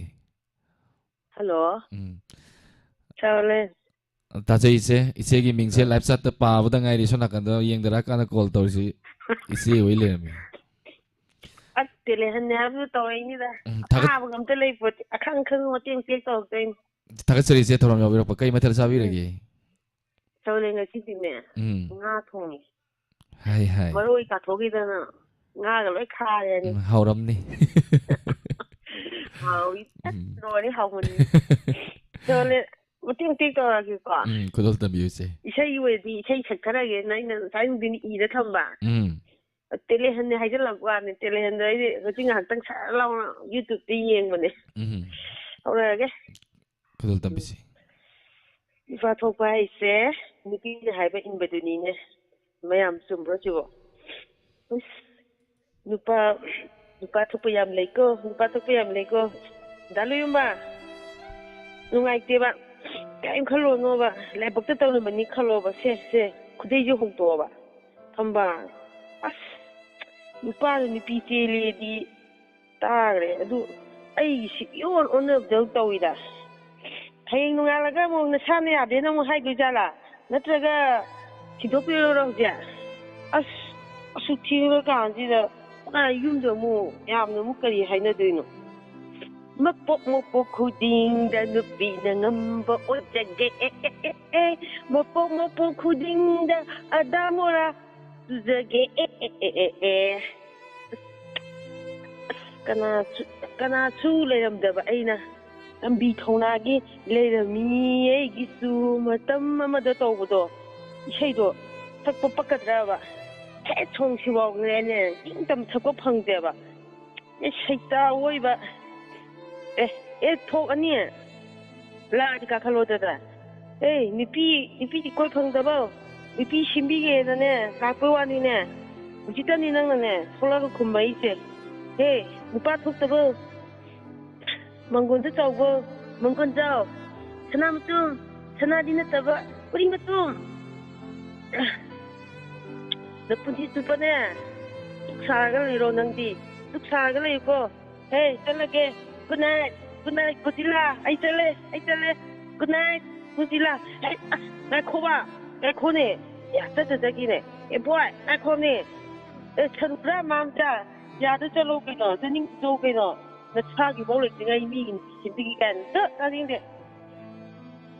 ꯉꯥꯏꯕꯁꯤꯗꯤ ꯋꯥꯔꯦꯗ ꯃꯁꯤ ꯅꯨꯄꯤꯁꯦ ꯁꯣꯅꯣ ꯈꯔ ꯆꯨꯕ꯭ꯔꯥ ꯈꯪꯗꯦ ꯑꯗꯣ ꯉꯥꯏꯕꯗꯤ ꯌꯥꯝ ꯋꯥꯔꯦꯕꯣ ꯍꯣꯇꯦꯜꯁꯤꯗ ꯉꯥꯏꯍꯥꯛꯇꯪ ꯆꯪꯂꯒ ꯅꯣꯡꯃꯗꯤ ꯆꯥꯔꯨꯔꯒꯦꯁꯦ ꯀꯩꯅꯣ ꯃꯥ ꯊꯩꯁꯤꯕꯣ ꯑꯩ ꯃꯨꯟꯅ ꯄꯥꯔꯒ ꯍꯥꯏꯔꯒꯦꯀꯣ ꯇꯥꯃꯣ ꯏꯁꯄꯤꯠ ꯂꯩꯕꯤꯕ꯭ꯔꯥ ꯏꯁꯄꯤꯠꯇꯤ ꯂꯩꯇꯦꯅꯦ ꯏꯕꯨꯡꯉꯣ ꯑꯗꯨꯗꯤ ꯆꯣꯆꯥ ꯆꯣꯂꯥꯗꯤ ꯂꯩꯕꯤꯕ꯭ꯔꯥ ꯆꯣꯆꯥ ꯆꯣꯂꯥꯗꯤ ꯂꯩꯇꯦꯅꯦ ꯏꯕꯨꯡꯉꯣ ꯑꯗꯨꯗꯤ ꯐꯂꯥꯡ ꯊꯤꯂꯤꯁꯦ ꯃꯁꯤꯕꯨ ꯍꯦꯛꯇ ꯍꯥꯏꯔꯒꯦꯅꯦ ꯖꯥꯠꯅꯤꯀꯣ ꯃꯣꯏ ꯊꯛꯂꯤꯁꯤꯕꯨ ꯀꯩꯅꯣ ꯑꯗꯨꯗꯤ ꯇꯥꯃꯣ ꯀꯦꯞꯁꯤꯗꯤ ꯂꯩꯕꯤꯕ꯭ꯔꯥ ꯀꯦꯞꯁꯤꯁꯨ ꯌꯥꯎꯗ꯭ꯔꯦ ꯆꯣꯆꯥ ꯆꯣꯂꯥꯁꯨ ꯑꯝꯇ ꯂꯩꯇꯦ ꯏꯕꯨꯡꯉꯣ ꯇꯥꯃꯣ ꯑꯗꯨꯗꯤ ꯁꯥꯊꯔ ꯃꯈꯥꯅꯒ ꯇꯦꯂꯤꯚꯤꯖꯟꯗꯒ ꯊꯛꯄ ꯙꯤꯡ ꯂꯥꯎꯕꯗꯨꯗꯤ ꯂꯩꯕꯤꯕ꯭ꯔꯥ ꯂꯩꯇꯦ ꯀꯔꯤꯅꯣ ꯑꯩ ꯅꯨꯄꯥꯁꯨ ꯀꯔꯤꯅꯣ ꯈꯪꯗꯦ ꯁꯨꯅꯨ ꯑꯁ ꯕꯦꯔꯥꯒꯤ ꯏꯟꯁꯨꯔꯦꯟꯁꯅꯦ ꯅꯣꯏꯒꯤ ꯂꯣꯏꯁꯤꯟꯖꯔꯒꯦ ꯊꯥꯒꯠꯆꯔꯤ ꯏꯆꯦ ꯌꯥꯝ ꯐꯖꯅ ꯈꯨꯗꯣꯜ ꯇꯝꯕꯤꯔꯛꯏ ꯕꯣꯜ ꯀꯟꯅ ꯊꯨꯒꯥꯏ ꯌꯥꯎꯁꯪ ꯃꯌꯥꯒꯤ ꯑꯉꯥꯡꯒꯤ ꯕꯣꯜ ꯊꯨꯒꯥꯏꯕꯤ ꯁꯥꯟꯅ ꯂꯩ ꯌꯥꯎꯁꯪꯕꯨ ꯍꯧꯗ꯭ꯔꯤ ꯏꯆꯦ ꯂꯥꯏꯐꯆꯥꯠꯇ ꯂꯩꯕꯤꯔꯤꯕ ꯃꯌꯥꯝꯅ ꯑꯌꯥꯝꯕ ꯁꯦꯛꯁꯄꯤꯌꯔ ꯂꯥꯡꯂꯦꯟꯇꯣꯟ ꯁꯦꯝ ꯔꯨꯛꯁꯤꯅꯥ ꯏꯉꯣꯆꯥ ꯁꯣꯃꯥꯅꯟꯗ ꯀꯣꯜꯀꯇꯥ ꯂꯥꯏꯐꯆꯥꯠꯇ ꯂꯩꯕꯤꯔꯤꯕ ꯃꯌꯥꯝꯅ ꯊꯥꯒꯠꯄꯤꯔꯛꯏ ꯏꯆꯦ ꯁꯣꯅꯦꯟ ꯊꯥꯒꯠꯆꯔꯤ ꯀꯩꯅꯣ ꯇꯧꯅꯤꯡꯕꯩ ꯈꯛꯇꯪ ꯋꯥꯅꯤ ꯑꯩ ꯇꯦꯂꯦꯟꯁꯦ ꯍꯥꯟꯅ ꯔꯦꯗꯤ ꯂꯩꯍꯧꯗꯦꯕꯀꯣ ꯏꯁꯩ ꯑꯅꯤꯗꯤ ꯏꯗ ꯊꯝꯕ ꯉꯁꯤꯅ ꯁꯣꯅꯦ ꯌꯥꯝ ꯅꯨꯡꯉꯥꯏꯖꯔꯦ ꯊꯝꯃꯒꯦ ꯊꯥꯒꯠꯆꯔꯤ ꯏꯆꯦ ꯊꯧꯔꯝ ꯌꯥꯎꯕꯤꯔꯛꯄ ꯃꯊꯪꯒꯤ ꯀꯣꯂꯔꯗ ꯈꯨꯗꯣꯡꯆꯥꯕ ꯄꯤꯖꯔꯤ loina sound se kem ta problem levi da bra ma'am ta hebi si sound problem lai ragadi ta hebi rang na bai jeri mathangi caller korang ngai jeri caller sing na muka nai jeri caller sing na isai sapi da na ba amuka nai jeri hello Hello, sir. Kurumjari. kurum jeri taram nok jeri mingam di lefa mai bi yu ꯑꯩꯒꯤ ꯃꯤꯡ ꯁꯥꯔ ꯕꯤꯅꯣꯗꯤꯅꯤ Khomdram ꯀꯣꯁꯤꯊꯥꯜꯗꯒꯤꯅꯤ thak jeri tharam yaubira pa kari mathel chabi rage ꯆꯥꯛ ꯆꯥꯖꯗ꯭ꯔꯤ ꯁꯥꯔ kai mathen thong bi rage ꯀꯩꯅꯣ ꯀꯣꯕꯤ ꯂꯩꯒ ꯍꯋꯥꯏ ꯊꯔꯥꯛꯀ ꯊꯣꯡꯉ ꯌꯣꯡꯆꯥꯛ ꯁꯤꯡꯖꯨ ꯑꯃ ꯁꯨꯔꯤ ꯁꯥꯔ ꯆꯥꯗ꯭ꯔꯤ adadi ꯐꯣꯟ pura ꯑꯣꯠꯂꯤ ꯉꯁꯥꯏꯗꯒꯤ adadi pura aigi mathel ni thak jeri tharam yaubira pa kari talent pi gani ꯁꯥꯔ ꯑꯩꯒꯤꯁꯦ ꯑꯩꯈꯣꯏ ꯗꯣꯅꯔ ꯒ꯭ꯔꯨꯞꯀꯤꯁꯨ ꯑꯣꯏꯕ ꯁꯟꯖꯤꯠ ꯃꯣꯏꯔꯥꯡꯊꯦꯝꯒꯤ ꯅꯨꯡ ꯑꯣꯟꯈ꯭ꯔꯕ ꯊꯃꯣꯏꯑꯅ ꯃꯥꯒꯤ ꯐꯤꯂꯝ ꯑꯃ ꯄꯨꯊꯣꯛꯀꯗꯧꯕꯗꯨꯗ ꯀꯩꯅꯣ ꯕꯣꯔꯗꯤꯡꯗ ꯂꯩꯕ ꯑꯉꯥꯡꯅ ꯆꯠꯀꯗꯧꯕ ꯁꯩꯔꯦꯡ ꯑꯃ ꯑꯩ ꯏꯁꯥꯅ ꯏꯖꯕ ꯁꯤꯅꯦꯃꯥꯗꯨꯗ ꯌꯥꯎꯔꯛꯀꯗꯧꯕ ꯁꯩꯔꯦꯡ ꯑꯃ ꯊꯤꯖꯔꯛꯀꯦ ꯁꯥꯔ film maming dong tang hanbiyo ꯅꯨꯡ ꯑꯣꯟꯈ꯭ꯔꯕ ꯊꯃꯣꯏ hero si kana kumbiri no ꯀꯔꯤ ꯍꯥꯏꯕ ꯁꯥꯔ ama film difa phong driba film oi birabro ꯐꯣꯡꯗ꯭ꯔꯤꯕ ꯐꯤꯂꯝꯅꯤ ꯁꯥꯔ ꯑꯗꯣ ꯑꯗꯨꯝ ꯑꯩꯈꯣꯏ ꯊꯤꯕ ꯌꯥꯏ ꯁꯟꯖꯤꯠ ꯃꯣꯏꯔꯥꯡꯊꯦꯝꯅꯁꯨ ꯅꯦꯅꯦ ꯊꯤꯕꯤꯔꯛꯑꯣ ꯑꯃꯨꯛꯇ ꯗꯥꯏꯃꯟꯒꯤ ꯇꯦꯂꯦꯟ ꯍꯟꯇꯥꯅ ꯑꯗꯨꯝ ꯍꯥꯏꯕ ꯑꯗꯨꯗ ꯑꯩ ꯈꯛꯇꯪ ꯊꯤꯔꯛꯑꯒꯦꯅ okay khadol tambiyo ꯍꯧꯖꯔꯒꯦ ꯁꯥꯔ ꯁꯩꯔꯦꯡꯗꯨꯒꯤ ꯃꯃꯤꯡ ꯄꯂꯦꯝ ꯏꯃꯥ ꯅꯨꯡꯁꯤꯕꯤ ꯄꯂꯦꯝ ꯏꯃꯥ ꯅꯨꯡꯁꯤꯕꯤ ꯇꯣꯜꯂꯕ ꯅꯆꯥ ꯑꯩꯈꯣꯏ ꯊꯃꯣꯏ ꯂꯀꯥ ꯅꯨꯡꯁꯤꯗ ꯄꯂꯦꯝꯒꯤ ꯅꯨꯡꯁꯤ ꯁꯛꯇꯝꯅ ꯃꯌꯦꯛ ꯂꯥꯅ ꯉꯥꯟꯊꯣꯛꯏꯗꯨ ꯇꯥꯏꯕꯪ ꯃꯥꯂꯪꯄꯥꯟꯁꯤꯗꯗꯤ ꯄꯂꯦꯝꯒꯤ ꯅꯨꯡꯁꯤꯕ ꯐꯪꯖꯗ꯭ꯔꯕ ꯅꯣꯡꯗꯝ ꯊꯤꯔꯕ ꯅꯆꯥ ꯑꯩꯈꯣꯏꯁꯦ ꯏꯍꯩ ꯃꯄꯨꯡ ꯐꯥꯅꯕ ꯃꯤꯊꯣꯏ ꯃꯤꯍꯦꯟ ꯑꯣꯏꯅꯕ ꯐꯤꯕꯥꯜ ꯆꯜꯂ ꯃꯍꯩ ꯄꯨꯡꯁꯤꯗ ꯄꯟꯊꯧ ꯃꯍꯥꯛꯅ ꯊꯝꯕꯤꯔꯤ ꯂꯥꯏꯕꯛ ꯊꯤꯔꯕ ꯅꯆꯥ ꯑꯩꯈꯣꯏꯗꯤ ꯃꯤꯀꯨꯞ ꯈꯨꯗꯤꯡ ꯀꯞꯄꯤꯌꯦ ꯏꯃꯥꯒꯤ ꯃꯥꯏꯀꯩꯕꯨ ꯌꯦꯡꯖꯔꯗꯨꯅ ꯃꯤꯂꯨ ꯄꯤꯔꯥꯡ ꯏꯔꯥꯍꯧ ꯄꯂꯦꯝ ꯅꯍꯥꯛꯄꯨ ꯀꯧꯖꯔꯤ ꯍꯣꯏ ꯏꯃꯥ ꯏꯃꯥ ꯏꯃꯥꯋꯣ ꯏꯅꯨꯡ ꯐꯩꯅ ꯉꯥꯜꯂꯛꯄ ꯄꯂꯦꯝꯒꯤ ꯈꯣꯟꯖꯦꯜ ꯇꯥꯗꯔꯤ ꯏꯃꯥꯅ ꯅꯨꯡꯁꯤꯅ ꯏꯟꯕꯤꯕ ꯇꯔꯥꯃꯊꯦꯜ ꯂꯨꯀꯣꯏꯗ ꯄꯨꯛꯅꯤꯡ ꯃꯥꯅ ꯄꯥꯝꯖꯩ ꯅꯨꯃꯤꯗꯥꯡꯒꯤ ꯃꯇꯝꯅ ꯂꯥꯛꯄꯗ ꯄꯂꯦꯝꯅ ꯍꯨꯝꯅꯥꯎ ꯊꯦꯝꯕ ꯇꯥꯖꯕ ꯐꯪꯖꯗ꯭ꯔꯦ ꯅꯆꯥꯅ ꯏꯋꯥꯠꯇ ꯋꯥꯠꯂꯤ ꯏꯍꯥꯡꯇ ꯍꯥꯡꯂꯤ ꯏꯃꯥꯟꯅꯕ ꯏꯃꯥꯟꯅꯕꯤ ꯀꯌꯥꯒꯤ ꯄꯂꯦꯝꯅ ꯄꯨꯕꯤꯔꯛꯄ ꯑꯆꯥꯄꯣꯠ ꯑꯩꯈꯣꯏꯒꯤ ꯁꯔꯨꯛ ꯊꯨꯡꯂꯛꯄ ꯊꯃꯣꯏꯁꯤ ꯃꯆꯦꯠ ꯇꯥꯔꯦꯗꯨ ꯈꯥꯈ꯭ꯔꯕꯗ ꯄꯂꯦꯝꯒꯤ ꯅꯈꯨꯠꯃꯛꯅ ꯄꯨꯟꯁꯤ ꯀꯥꯏꯅ ꯁꯝꯕꯟ ꯍꯤꯡꯅ ꯍꯤꯡꯅ ꯀꯥꯏꯅꯔꯕ ꯎꯅ ꯎꯅ ꯇꯥꯝꯅꯔꯕ ꯅꯣꯡꯗꯝ ꯊꯤꯅ ꯇꯝꯕꯤꯔꯝꯂꯕ ꯅꯆꯥ ꯑꯩꯈꯣꯏꯒꯤ ꯄꯨꯟꯁꯤꯁꯦ ꯄꯂꯦꯝ ꯀꯥꯏꯅꯕꯒꯤ ꯃꯩꯆꯥꯛꯅ ꯃꯩꯔꯤ ꯃꯩꯋꯥꯏ ꯃꯩꯍꯧꯔꯦ ꯃꯁꯤ ꯄꯨꯝꯅꯃꯛ ꯎꯕꯤꯗ ꯃꯁꯤ ꯄꯨꯝꯅꯃꯛ ꯈꯪꯕꯤꯗ ꯅꯆꯥ ꯑꯩꯈꯣꯏꯕꯨ ꯊꯥꯗꯣꯛꯂꯝ ꯆꯠꯈꯤꯕꯗꯣ ꯄꯂꯦꯝꯅ ꯋꯥꯔꯧꯖꯗꯦ ꯅꯆꯥꯅ ꯄꯂꯦꯝꯒꯤ ꯑꯁꯦꯡꯕ ꯊꯃꯣꯏꯗꯤ ꯅꯨꯡ ꯑꯣꯟꯈ꯭ꯔꯕ ꯊꯃꯣꯏꯅꯤ ꯅꯨꯡ ꯑꯣꯟꯈ꯭ꯔꯕ ꯊꯃꯣꯏꯅꯤ ꯁꯥꯔ ꯂꯣꯏꯁꯤꯟꯖꯔꯦ yam fajagre kodol tambirak po haining elite na thakachari la chat le video me amna su yam fajai aduna saireng se yam fajai aduna me amna khoba khobiri loina na diamond tv na santok chari ba tharo masida saruk yabi ba mapung phamni ba thakachari ꯁꯥꯔ ꯕꯣꯃꯗꯤ ꯆꯥꯠꯇ ꯂꯩꯕꯤꯔꯤꯕ ꯃꯌꯥꯝ ꯄꯨꯝꯅꯃꯛꯄꯨꯁꯨ ꯍꯟꯅ ꯍꯟꯅ ꯊꯥꯒꯠꯆꯔꯤ thakachari thorom yabirakpa thorom mapung phammiramba thakachari topa maton bi elangvam ravita ruksina rameshwar wahengwam khetri mem rosan samananda mama bimala koncham asarani konthaujam sobita hijam asomlintoi thakachari me apuna mapu deepak hai itao hello Hello. taram nokchari mengamadi lefa mai biu Good evening, Charole. good evening Alang mamba mo tabude. taram nokchari bi kai mathal chabi rage ꯁꯥꯔ ꯆꯥꯛ ꯆꯥꯗ꯭ꯔꯤ ꯉꯁꯤꯗꯤ ꯀꯔꯤ ꯃꯊꯦꯜ ꯊꯣꯡꯕꯤꯔꯒꯦ ꯑꯩꯈꯣꯏꯒꯤ ꯏꯔꯣꯝꯕ ꯊꯥꯒꯠꯆꯔꯤ ꯊꯧꯔꯝ ꯌꯥꯎꯕꯤꯔꯛꯄ ꯀꯔꯤ talent ꯎꯠꯄꯤꯒꯅꯤ dialogue ꯇꯧꯒꯦ ꯁꯥꯔ ꯉꯁꯤꯗꯤ ꯀꯦ ꯈꯨꯗꯣꯜ ꯇꯝꯕꯤꯌꯨ ꯗꯥꯏꯂꯣꯛ ꯇꯧꯗ꯭ꯔꯤꯉꯩꯗ ꯁꯥꯔꯒꯤ ꯉꯁꯤ ꯐꯨꯔꯤꯠ ꯃꯆꯨꯁꯤꯗꯤ ꯍꯥꯏ ꯍꯥꯏ ꯍꯥꯏ ꯍꯥꯏ ꯉꯁꯥꯏ ꯗꯦꯕꯣꯅ ꯌꯥꯎꯁꯪꯒꯤ ꯐꯨꯔꯤꯠ ꯂꯤꯠꯂꯦ ꯍꯪꯒꯥꯝ ꯃꯄꯥꯟꯅ ꯊꯥꯒꯠꯆꯔꯤ ꯈꯨꯗꯣꯜ ꯇꯝꯕꯤꯁꯤ ꯗꯥꯏꯂꯣꯛꯁꯦ ꯍꯩꯇꯦ ꯁꯨꯝ ꯎꯝ ꯇꯧꯅꯤꯡꯕꯒꯤ ꯎꯝ ꯍꯥꯏꯐꯦꯠ ꯇꯧꯖꯔꯛꯀꯦ ꯈꯨꯗꯣꯜ ꯇꯝꯕꯤꯌꯨ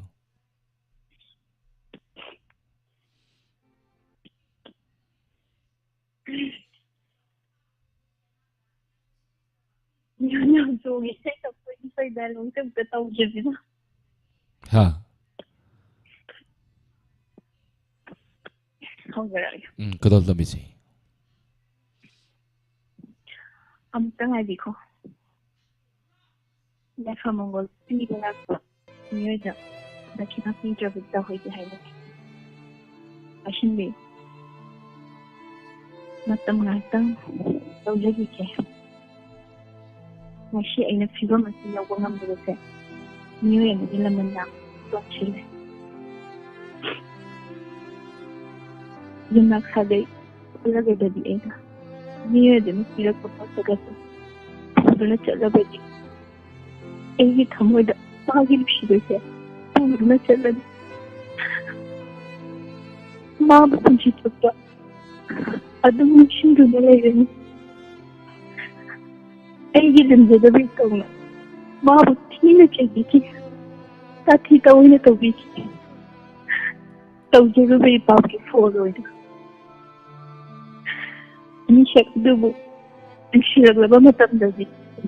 ꯏꯆꯦꯜꯁꯤꯅ ꯅꯨꯡꯁꯤ ꯐꯣꯡꯗꯣꯛꯄ ꯉꯝꯖꯈꯤꯗꯦ ꯑꯩ ꯉꯁꯤꯗꯤ ꯈꯔ ꯉꯥꯡꯒꯦꯀꯣ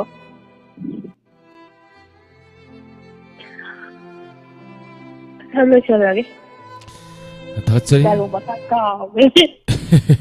ꯌꯥꯝ ꯐꯖꯅ ꯈꯨꯗꯣꯜ ꯇꯝꯕꯤꯔꯛꯑꯦ ꯑꯗꯨꯒ ꯂꯥꯏꯐ ꯆꯥꯠꯇ ꯂꯩꯕꯤꯔꯤꯕ ꯄꯨꯔꯅꯤꯃꯥ ꯁꯦꯔꯥꯝ ꯁꯥꯟꯇꯤ ꯄꯨꯈ꯭ꯔꯝꯕꯝ ꯏꯗꯣꯝꯆꯥ ꯇꯤꯂꯣꯇꯃꯥ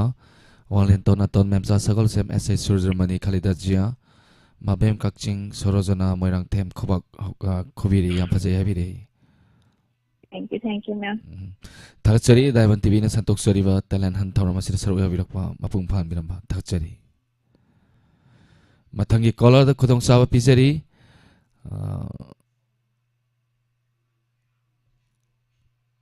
ꯍꯜꯂꯣ ꯍꯜꯂꯣ ꯍꯜꯂꯣ ꯇꯔꯥꯝ ꯅꯣꯛꯆꯔꯤ ꯃꯤꯡ ꯑꯃꯗꯤ ꯂꯩꯐꯝ ꯍꯥꯏꯕꯤꯌꯨ ꯀꯛꯆꯤꯡꯗꯒꯤ ꯃꯃꯥ ꯆꯠꯈꯤꯅꯤ ꯇꯔꯥꯝ ꯅꯣꯛꯆꯔꯤ ꯃꯃꯥ ꯀꯩ ꯃꯊꯦꯜ ꯆꯥꯕꯤꯔꯒꯦ ꯉꯁꯤꯗꯤ ꯅꯍꯥꯟꯉꯩꯗꯤ ꯏꯊꯟꯇ ꯆꯥꯔꯝꯕꯅꯤ ꯍꯟꯗꯛꯇꯤ ꯏꯆꯥ ꯅꯨꯄꯥꯗꯣ ꯂꯥꯛꯑꯦ ꯑꯩ ꯈꯨꯅꯤ ꯆꯥꯔꯤ ꯍꯥ ꯀꯩ ꯏꯟꯁꯥꯡ ꯆꯥꯔꯕ ꯃꯃꯥ ꯆꯥꯛ ꯆꯥꯖꯗ꯭ꯔꯤ ꯃꯃꯥ ꯍꯣꯔꯦꯟ ꯂꯣꯏꯔꯒ ꯑꯩ ꯊꯧꯔꯝ ꯑꯣ ꯍꯧꯗ꯭ꯔꯤꯉꯩꯗ ꯆꯥꯛ ꯆꯥꯕꯁꯤ ꯇꯨꯝꯅꯤꯡꯒꯦ ꯌꯥꯝ ꯇꯧꯋꯦ ꯑꯗꯨꯅ ꯊꯧꯔꯝ ꯂꯣꯏꯔ ꯆꯥꯖꯕ ꯆꯥꯛ ꯂꯥꯝꯃꯒꯅ ꯏꯁꯤꯡꯅ ꯃꯦꯟꯕ ꯑꯣꯀꯦ ꯃꯤꯁꯦ 153 ꯁꯨꯖꯜꯂꯛꯑꯦ 36 ꯃꯤꯅꯠꯇ ꯊꯥꯒꯠꯆꯔꯤ ꯃꯌꯥꯝ ꯄꯨꯝꯅꯃꯛꯄꯨ ꯇꯤꯚꯤ ꯆꯦꯅꯦꯜꯗꯁꯨ ꯃꯌꯥꯝ ꯌꯦꯡꯉꯤ ꯈꯨꯠꯁꯦꯝ ꯂꯥꯏꯞꯇꯁꯨ ꯇꯥꯔꯤ ꯃꯃꯥ ꯀꯔꯤ ꯇꯦꯂꯦꯟ ꯎꯠꯄꯤꯒꯅꯤ ꯃꯃꯥꯒꯤ ꯑꯣ ꯍꯌꯦꯡꯁꯦ ꯍꯩꯕ ꯍꯩꯇꯕ ꯈꯪꯗꯦ ꯂꯣꯛꯇꯥꯛ ꯄꯥꯠ ꯍꯥꯏꯗ ꯍꯌꯦꯡꯗꯨ ꯊꯤꯔꯛꯀꯦ ꯈꯨꯗꯣꯜ ꯇꯝꯕꯤꯌꯨ ꯂꯥꯝꯕ ꯆꯨꯝꯕ ꯈꯪꯗꯦ ꯃꯌꯥꯝꯅ ꯑꯗꯨꯝ ꯐꯖꯕ ꯌꯥꯎꯅꯤꯡꯕꯒꯤ ꯁꯨꯝ ꯇꯧꯔꯛꯄꯅꯤꯀꯣ ꯃꯌꯥꯝ ꯉꯥꯛꯄꯤꯌꯨ ꯈꯨꯗꯣꯜ ꯇꯝꯕꯤꯌꯨ ꯊꯤꯔꯛꯑꯒꯦ ꯍꯧꯕꯤꯁꯤ ꯃꯃꯥ ꯆꯠꯂꯁꯤ ꯑꯩꯈꯣꯏ ꯌꯦꯡꯉꯨꯁꯤ ꯑꯃꯨꯛ ꯍꯟꯅ ꯂꯣꯛꯇꯥꯛ ꯄꯥꯠꯀꯤ ꯐꯖꯕ ꯑꯌꯨꯛꯀꯤ ꯉꯪꯒ꯭ꯔꯥꯟꯅꯕ ꯃꯆꯦꯠꯅ ꯌꯩꯕꯗ ꯂꯪꯂꯕ ꯏꯁꯤꯡꯒꯤ ꯏꯃꯥꯏꯗ ꯀꯌꯥꯗꯤ ꯐꯖꯩ ꯌꯦꯡꯕꯗ ꯄꯨꯛꯅꯤꯡ ꯍꯨꯅꯤꯡꯉꯥꯏ ꯑꯣꯏꯔꯦꯗꯣ ꯂꯣꯛꯇꯥꯛ ꯄꯥꯠꯀꯤ ꯐꯖꯕ ꯍꯧꯖꯤꯛꯇꯤ ꯍꯣꯡꯂꯦ ꯄꯨꯝꯅꯃꯛ ꯇꯥꯏꯌꯣꯟꯅꯔꯦ ꯉꯁꯤꯗꯤ ꯂꯣꯛꯇꯥꯛ ꯄꯥꯠꯀꯤ ꯃꯄꯥꯟꯗ ꯐꯠꯇ ꯍꯥꯎꯊꯤꯅ ꯄꯨꯡꯆꯥꯏ ꯆꯥꯏ ꯂꯥꯏꯕꯛ ꯊꯤꯔꯦ ꯂꯣꯛꯇꯥꯛ ꯄꯥꯠ ꯌꯦꯡꯅꯤꯡꯗꯔꯦ ꯉꯁꯤꯗꯤ ꯍꯟꯅ ꯐꯥꯎꯕ ꯀꯅꯥ ꯑꯃꯠꯇꯅ ꯃꯆꯤꯟꯗꯗꯤ ꯍꯥꯏꯅꯩꯗꯣ ꯂꯣꯛꯇꯥꯛ ꯄꯥꯠ ꯃꯅꯤꯄꯨꯔ ꯃꯁꯛ ꯇꯥꯛꯄꯗ ꯂꯣꯛꯇꯥꯛ ꯄꯥꯠꯄꯨ ꯑꯃꯅꯤ ꯃꯤꯔꯝ ꯌꯦꯡꯕꯒꯤ ꯂꯥꯛꯄ ꯃꯤꯑꯣꯏꯅ ꯂꯣꯛꯇꯥꯛ ꯄꯥꯠꯄꯨ ꯌꯦꯡꯕꯗ ꯐꯠꯇ ꯍꯥꯎꯗꯤꯅ ꯄꯨꯡꯆꯥꯏ ꯆꯥꯏ ꯈꯜꯂꯝꯂꯣꯏꯗ꯭ꯔꯥ ꯃꯤꯒꯤ ꯄꯨꯛꯅꯤꯡꯗ ꯃꯅꯤꯄꯨꯔ ꯍꯥꯏꯕꯁꯤ ꯑꯁꯤꯗꯕꯨ ꯀꯅꯥꯅ ꯎꯁꯤꯠꯄꯤꯒꯅꯤ ꯃꯅꯤꯄꯨꯔ ꯑꯁꯤ ꯏꯀꯥꯏꯗ꯭ꯔꯥ ꯃꯅꯤꯄꯨꯔ ꯃꯆꯥ ꯑꯩꯈꯣꯏ ꯃꯅꯤꯄꯨꯔꯒꯤ ꯂꯦꯝꯍꯤꯅꯤꯡꯉꯥꯏ ꯑꯣꯏꯔꯕ ꯂꯣꯛꯇꯥꯛ ꯄꯥꯠꯀꯤ ꯀꯔꯤ ꯑꯣꯏꯔꯤ ꯉꯁꯤꯗꯤ ꯐꯠꯇꯕꯅ ꯄꯨꯡꯆꯥꯏ ꯆꯥꯏꯈ꯭ꯔꯦ ꯃꯤꯌꯥꯝ ꯄꯨꯝꯅꯃꯛ ꯚꯥꯞ ꯇꯥꯗꯨꯅ ꯆꯨꯝꯊꯣꯛꯂꯁꯤ ꯉꯁꯤꯗꯤ ꯐꯖꯔꯕ ꯐꯖꯔꯕ ꯁꯛꯇꯝ ꯑꯣꯏꯍꯜꯂꯁꯤ ꯂꯣꯛꯇꯥꯛ ꯄꯥꯠ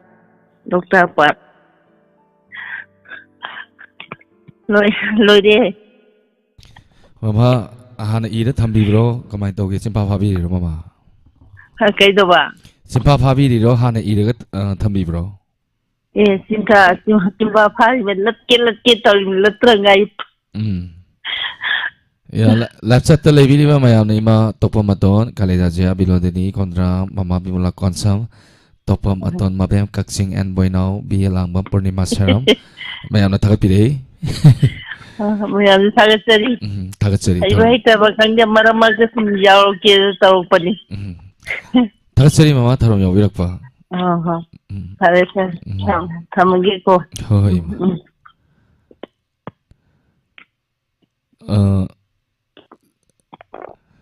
ꯊꯧꯔꯝꯁꯦ ꯑꯃꯅ ꯁꯟꯇꯣꯛꯏꯉꯩꯗ ꯍꯦꯛ ꯂꯣꯏꯔꯛꯄꯗ ꯊꯥꯒꯠꯄꯤꯔꯛꯄ ꯃꯌꯥꯝꯁꯤꯡ ꯍꯥꯏꯇꯥꯔꯦ ꯃꯤꯡ ꯁꯨꯃꯥꯏꯅ ꯁꯨꯝ ꯄꯥꯍꯧꯗ꯭ꯔꯒꯗꯤ ꯆꯥꯠꯁꯦ ꯄꯥꯕ ꯅꯪꯍꯧꯗꯦ ꯃꯤꯡꯁꯤꯡꯁꯦ ꯑꯗꯨꯅꯅꯤ ꯑꯃꯨꯛ ꯄꯥꯖꯔꯛꯏꯁꯦ ꯃꯤꯡꯁꯦ ꯍꯜꯂꯣ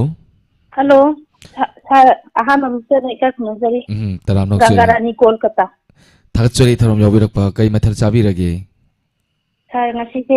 ꯉꯥ ꯀꯧꯇꯥ ꯊꯣꯡꯉꯦ ꯉꯁꯤꯁꯦ ꯃꯊꯦꯜ ꯑꯍꯥꯎ ꯉꯥꯛꯇ ꯍꯥꯏꯕꯤꯔꯤꯁꯦ ꯀꯃꯥꯏꯅ ꯇꯧꯏ ꯑꯣꯀꯦ ꯀꯔꯤ ꯇꯦꯂꯦꯟ ꯎꯠꯄꯤꯒꯅꯤ ꯁꯥꯔ ꯑꯩꯅ ꯏꯖꯕ ꯁꯩꯔꯦꯡ ꯍꯥꯏꯗꯣꯏꯔꯥ ꯋꯥꯔꯤ ꯍꯥꯏꯗꯣꯏꯔꯥ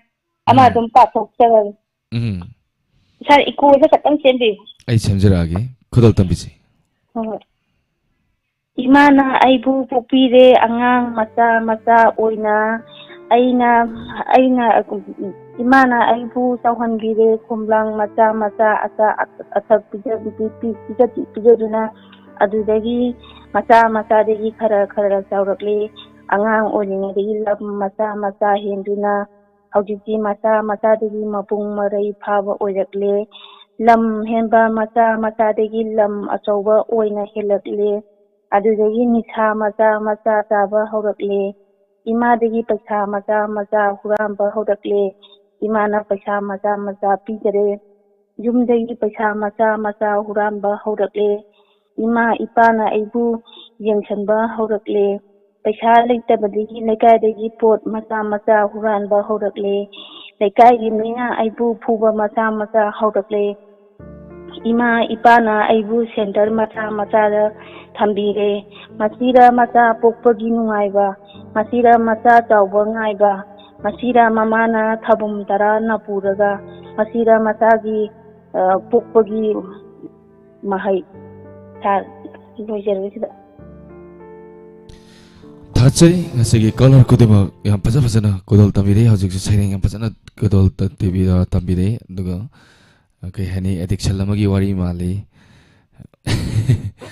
ꯌꯥꯝ ꯐꯖꯅ ꯁꯨꯝ ꯑꯩꯅ ꯁꯥꯖꯜꯂꯒ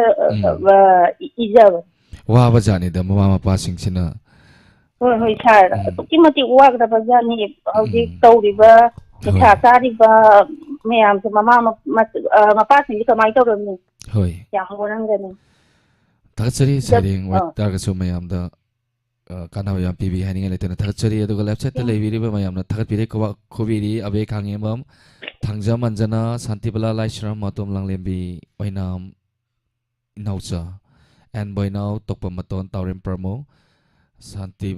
ꯁꯅꯥꯍꯟꯕꯤ ꯑꯣꯏꯅꯥꯝ ꯂꯦꯞꯁꯥꯏꯠꯇ ꯂꯩꯕꯤꯔꯤꯕ ꯃꯌꯥꯝꯅ ꯊꯥꯒꯠꯄꯤꯔꯦ ꯄ꯭ꯔꯃꯦꯁꯣꯔꯤ ꯋꯥꯍꯦꯡꯕꯝ ꯃꯌꯥꯝꯅ ꯍꯥꯏꯇꯥꯔꯦ ꯂꯦꯞꯆꯥꯠꯇ ꯂꯩꯕꯤꯔꯤꯕ ꯃꯌꯥꯝꯁꯨ ꯑꯩꯅ ꯏꯀꯥꯏ ꯈꯨꯝꯅꯖꯔꯤ ꯁꯥꯔꯁꯨ ꯏꯀꯥꯏ ꯈꯨꯝꯅꯖꯔꯤ ꯊꯦꯡꯀ꯭ꯌꯨ ꯁꯥꯔ ꯊꯥꯒꯠꯆꯔꯤ ꯊꯧꯔꯝ ꯌꯥꯎꯕꯤꯔꯛꯄ ꯃꯊꯪꯒꯤ ꯀꯣꯂꯔꯗ ꯈꯨꯗꯣꯡꯆꯥꯕ ꯄꯤꯖꯔꯤ ꯉꯁꯤꯒꯤ ꯀꯣꯂꯔ ꯈꯨꯗꯤꯡꯃꯛ ꯍꯥꯏꯅꯤꯡꯉꯥꯏ ꯂꯩꯇꯅ ꯐꯖꯩ ꯑꯗꯨꯒ ꯊꯧꯔꯝ ꯑꯁꯤꯕꯨ ꯂꯦꯡꯁꯤꯟꯕꯤꯔꯛꯏꯕ ꯃꯌꯥꯝ ꯄꯨꯝꯅꯃꯛꯄꯨꯁꯨ ꯑꯃꯨꯛ ꯍꯟꯅ ꯊꯥꯒꯠꯄ ꯐꯣꯡꯗꯣꯛꯆꯔꯤ ꯍꯜꯂꯣ ꯁꯥꯔ ꯑꯣꯂꯦꯟ ꯍꯥꯏ ꯍꯥꯏ ꯏꯗꯣꯝꯆꯥ ꯀꯩ ꯃꯊꯦꯜ ꯆꯥꯕꯤꯔꯒꯦ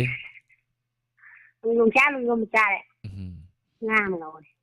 จับจ่าเลยดูดิ ไอ้มิงก็ไม่ได้เลยฟังพยายามต้องให้วิว ไอ้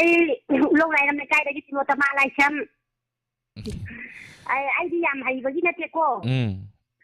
ใช่เดี๋ยวดิประเทศใช้ด้วยย่างดีล่าเดี๋ยวนั่นก็โทรทับเบ็ดโหละกันด่ามาแต่เราก็ได้ลูกมันจะมาเทียมไม่เนี่ยเปลี่ยนใจ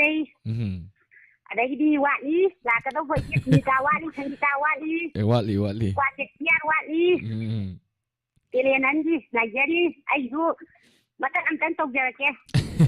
คือต้องทำอยู่ด้วยจ้ะเมียนเดินนะวันนี้สุดข้างประกาศแล้วโง่ตัวเนี่ยปะไอ้ที่เสียแต่ใหญ่ที่เจ้าเราเจ๊ก็มาเทียมกันคือต้องทำอยู่ไอ้เจ๊ก็อะไรยันไม่ได้คุยมาตำบังหันกันนู่ไอ้คุยนั่นคุยได้คุดทานี่เองมาพัมมาที่ทารูปนะทูนะเจ็ดโคไอ้คุยนะคุดฮันลิบเกนะคุยจังชินนะตัวนะปนี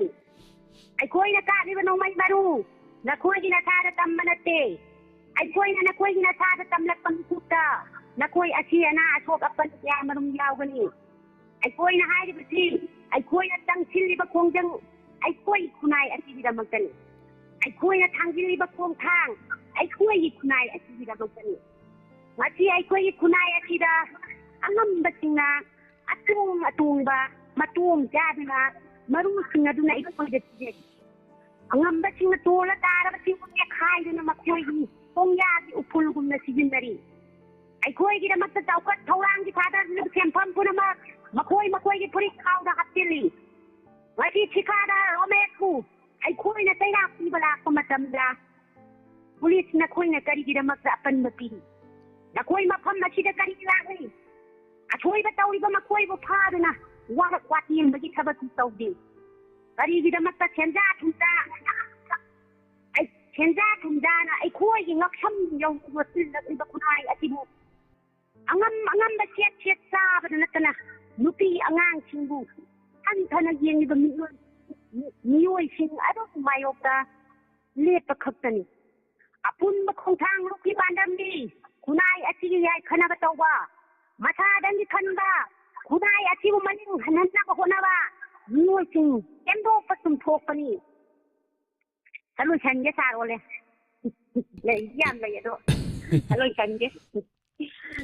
แต่ยิ่งง่ายเลยอย่ามองตากเลยนับจ้าเลยจะทะเลวิธีมายามนะสู้แต่ทักปีเดย์มิงอามาตะปาซาร์เรกมายามนะทักปีเดย์โอ้ยมายามยิ่งง่ายดีกว่าคนยังจ้าชักวุ่นเสียมนั่นเนี่ยไอ้ที่ลงหลาละไอ้ชักจ้าทั้งมาเต้าไว้ด้วยนะอารมณ์น่ะได้ล้วนก็เต้าเบี้ยวไอ้บ้านาที่คุณที่มาเทียบเทียบหน่อยยามปันจะมาให้จ้าเลยคนทานเดียมนะไอ้โน่อีกจะตีไอ้ดับก็ดีเดียวไอ้งานนั้นเรียนว่างไปจ้าทำไว้เดือดเปลี่ยนบ้างทักเจอรีต้องเจอทารองวิรัปวะทักเจอรีทารองกี่มารักทัดนะอัตเตมาเปรียมตั้งไม่ยามดูกิโลเจรีSi Lengsin Direksi Yaifavi Eye Care Kangabo Bazaar Opposite SBI ATM Yaifavi Eye Care na chahi khara asida miyamda offer kaya pijaduna mid lying badu khudong chajadraba singda khudong chaba kaya piduna lakli ngasi so amuk pujarakle Yaifavi Eye Care gi offer oina chaliba chahi asigi yauksang phawgi oina frame the free loinana lens to 20% gi offer pijari tongan advance oiraba technology kya sizinaduna mafam masida sale yamna tingdana mid lying bagi khudong chaba pijari angang singi frame nupa masa madi nupi masa singi frame ahalaman singi frame makhal kya gi design singda phangbiragani Yaifavi Eye Care Kangabo Bazaar opposite SBI ATM ngasi maleng simbiro yauksang komai oina frame the free loinana lens the 20% gi offer pijariba Yaifavi Eye Care da miyamna lengsin biraktuna khudong chaba silobiu akopa marol gi dama call to view 7395957 loinana 6009541203 Yaifavi Eye Care Kangabo Bazaar opposite SBI ATM Taksari break ki matungna mo matangi kola da kutong sa pizari. Hello. Hi yama taram nok chiri yama bu. Chiri han mo magtaram ayam no kai kung sari phone daw sai baira sanga kal khane ki sex mi. Yama kai mathal chabi lagi. Mathen je ngasai gi uti thong ba sare. Ngasai gi ayuk ki. ꯍꯣꯏ ꯍꯣꯏ ꯍꯧꯖꯤꯛꯁꯨ ꯎꯇꯤ ꯆꯥꯁꯟꯈ꯭ꯔꯕ ꯏꯌꯥꯝꯕ ꯆꯥꯔꯦ inspector ꯇꯌꯥꯏ ꯇꯥꯔꯣꯏꯗꯣꯔꯤꯗꯅ okay ꯊꯥꯒꯠꯆꯔꯤ ꯑꯃ ꯊꯧꯔꯝ ꯈꯔ ꯌꯥꯎꯕꯤꯔꯛꯄ ꯇꯥꯔꯦ ꯉꯁꯤꯗꯤ ꯀꯔꯤ ꯇꯦꯂꯦꯟ ꯇꯦꯂꯦꯟ ꯄꯤꯒꯅꯤ ꯍꯟꯁꯦ ꯍꯥꯏꯕꯤꯌꯨ ꯍꯧꯖꯤꯛ ꯍꯧꯖꯤꯛꯀꯤ ꯑꯩꯈꯣꯏꯒꯤ ꯌꯥꯎꯁꯪ ꯃꯌꯥꯒꯤ ꯑꯣꯏꯕꯁꯦ ꯑꯦꯛꯖꯥꯝ ꯊꯥꯒꯠꯂꯛꯄꯒꯤꯀꯣ ꯀꯨꯝꯍꯩ ꯍꯔꯥꯎꯕꯨꯗꯤ ꯊꯤꯡꯉꯒꯁꯨ ꯍꯥꯏꯐꯦꯠ ꯁꯤꯗ ꯃꯌꯥꯝꯅ ꯐꯥꯎꯕ ꯁꯨꯝ ꯃꯇꯝꯗ ꯇꯧꯈꯤꯕꯗꯣ ꯍꯣꯏ ꯏꯌꯥꯝꯕ ꯑꯗꯨ ꯃꯇꯦꯡꯈꯛ ꯑꯗꯨ ꯃ꯭ꯌꯨꯖꯤꯛ ꯕꯦꯛꯒ꯭ꯔꯥꯎꯟ ꯊꯥꯕꯤꯔꯛꯀꯅꯨꯀꯣ ꯍꯣꯏ ꯊꯥꯖꯔꯒꯦ ꯑꯗꯨꯒ ꯑꯗꯨ ꯍꯧꯖꯔꯛꯀꯦ ꯄ꯭ꯂꯁ ꯑꯩꯒꯤ ꯊꯃꯣꯏꯗ ꯐꯥꯎꯖꯕ ꯃꯌꯥꯝꯗ ꯃꯦꯁꯦꯖ ꯑꯣꯏꯅꯀꯣ ꯈꯤꯇꯪ ꯏꯖꯕ ꯑꯃꯇꯪꯒ ꯇꯧꯖꯔꯛꯦ ꯈꯨꯗꯣꯜ ꯇꯝꯕꯤꯁꯤ ꯍꯧꯖꯔꯛꯑꯦꯀꯣ ꯎꯝ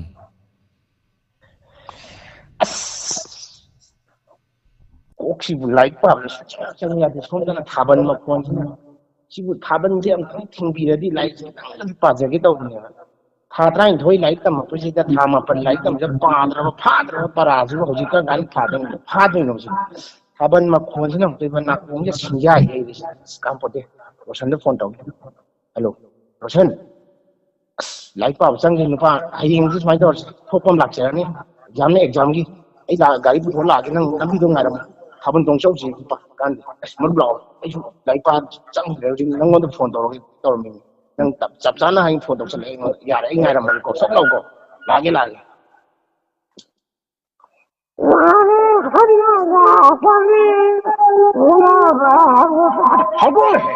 ꯇꯥꯟꯖꯥꯁꯤꯗ ꯃꯁꯤ ꯍꯧꯖꯤꯛ ꯏꯁꯩ ꯁꯛꯄ ꯍꯩꯕ ꯍꯩꯇꯕ ꯌꯥꯝ ꯃꯥꯏ ꯇꯧꯔꯛꯀꯗꯣꯏꯅꯤ ꯃꯁꯤ ꯃꯤꯔꯣꯟ ꯈꯔ ꯇꯝꯕꯤꯔꯨꯗꯤ ꯃꯁꯤ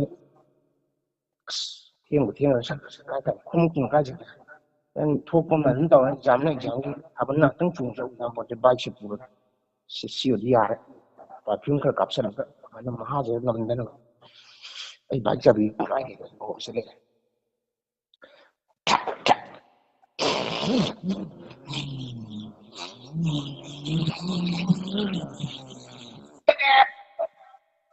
ꯔꯣꯁꯟ ꯂꯥꯛꯑꯣꯅꯦ ꯇꯣꯡꯉ ꯆꯠꯁꯤ ꯀꯥꯞꯊꯔꯨꯔꯁꯦ ꯁꯣꯝꯗ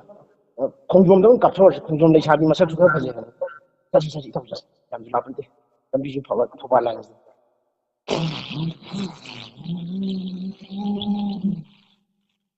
ꯊꯥꯕꯜ ꯃꯈꯣꯟꯒ ꯇꯥꯕꯤꯔꯣ ꯂꯥꯏꯁꯨ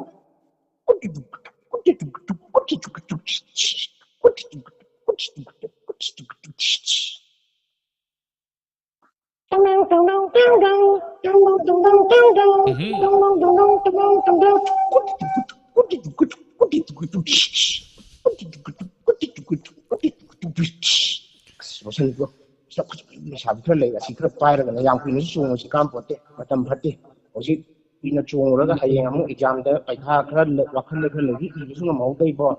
ꯊꯥꯕꯜ ꯑꯣꯏꯅ ꯏꯈꯠꯂꯛꯇꯅ ꯏꯕꯥꯅꯤ ꯐꯔꯛ ꯇꯥꯅꯤꯁꯦ ꯑꯩꯗꯤ ꯈꯔ ꯍꯩꯇꯕꯅꯤꯅ ꯌꯦꯡꯍꯧꯈꯤꯒꯦꯅ ꯔꯥꯎꯟ ꯑꯃꯇꯪ ꯑꯗꯨꯒ ꯌꯥꯎꯔꯛꯀꯦ ꯅꯪ ꯄꯥꯏꯔꯣ ꯑꯗꯨꯗꯤ ꯑꯩ ꯆꯪꯉꯨꯔꯒꯦ ꯄꯥꯏ ꯆꯪꯉꯨ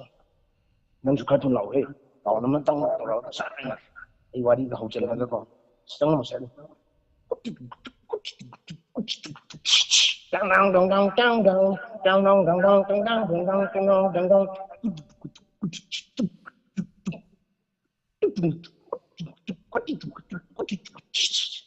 ꯂꯣꯏꯁꯜꯂꯣ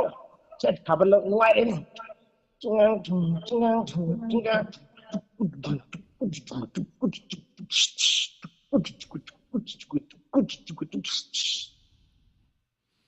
ꯃꯌꯥꯝ ꯀꯔꯤꯒꯨꯝꯕ ꯑꯝꯇ ꯂꯥꯎꯊꯣꯛꯆꯒꯦ ꯉꯁꯤꯒꯤ ꯊꯥꯕꯜ ꯑꯁꯤ ꯀꯨꯏꯅ ꯆꯣꯡꯖꯔꯣꯏ ꯑꯉꯥꯡꯉꯩꯒꯤꯁꯨ ꯑꯦꯛꯖꯥꯝ ꯂꯩꯕꯅꯤꯅ ꯑꯗꯨꯅ ꯌꯦꯡꯕꯤꯔꯛꯂꯤꯕ ꯃꯌꯥꯝ ꯃꯇꯝ ꯆꯥꯅ ꯍꯟꯕꯤꯅꯅꯕ ꯊꯥꯕꯜ ꯑꯁꯤ ꯃꯇꯥꯡ ꯁ꯭ꯋꯥꯏꯗ ꯂꯣꯏꯁꯤꯟꯖꯔꯤ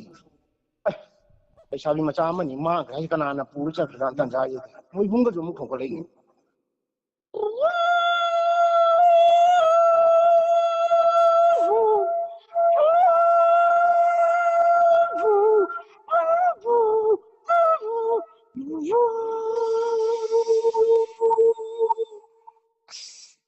ꯂꯥꯏꯒꯗꯤ ꯁꯨꯡꯆꯦꯟ ꯍꯦꯛ ꯆꯦꯜꯂꯝꯃꯔꯣꯏ ꯑꯁꯦꯡꯕ ꯃꯄꯨꯅ ꯆꯦꯜꯂꯝꯃꯗꯪ ꯅꯣꯏ ꯊꯣꯛꯄ ꯈꯣꯡꯍꯧꯔꯣ ꯑꯩꯈꯣꯏ ꯆꯠꯁꯤ ꯃꯊꯪ ꯂꯥꯛ ꯆꯠꯁꯤꯂꯣ ꯀꯥꯡꯄꯣꯠꯇ ꯑꯩꯈꯣꯏꯗ ꯑꯃꯨꯛ ꯇꯥꯏꯅꯔꯛꯀꯅꯤ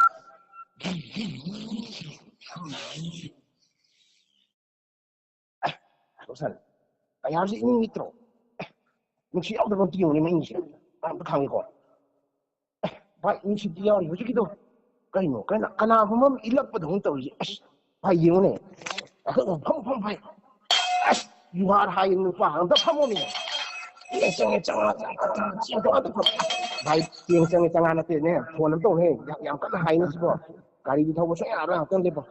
ꯀꯃꯥꯏ ꯇꯧꯖꯥꯠꯅꯣ ꯍꯧꯖꯤꯛ ꯃꯇꯝ ꯐꯠꯇꯕꯁꯤꯗ ꯑꯩꯈꯣꯏꯁꯤ ꯉꯔꯥꯡꯗꯁꯨ ꯑꯃꯨꯛ ꯏꯟꯗꯣꯅꯦꯁꯤꯌꯥꯗ ꯍꯥꯔꯦ ꯀꯖꯥꯀꯤꯁꯇꯥꯟꯗ ꯑꯃꯨꯛ ꯍꯥꯔꯦ ꯌꯥꯝ ꯀꯟꯅ ꯍꯥꯔꯦ ꯑꯁ ꯄꯣꯠ ꯆꯩꯒ ꯌꯨꯝ ꯊꯪꯅꯕꯁꯤꯗꯒꯤ ꯂꯣꯏ ꯇꯥꯔꯛꯄꯩ ꯃꯈꯣꯟ ꯇꯥꯔꯦ ꯅꯨꯄꯥꯅꯀꯣ ꯁꯤ ꯕꯥꯏꯛꯁꯤ ꯅꯨꯡꯁꯤꯠ ꯌꯥꯎꯗꯕ ꯑꯩꯈꯣꯏꯅ ꯈꯜꯂꯤ ꯅꯨꯡꯁꯤꯠ ꯐꯨꯜꯂꯩ ꯌꯥꯎꯔꯝꯃꯤꯁꯤ ꯑꯁ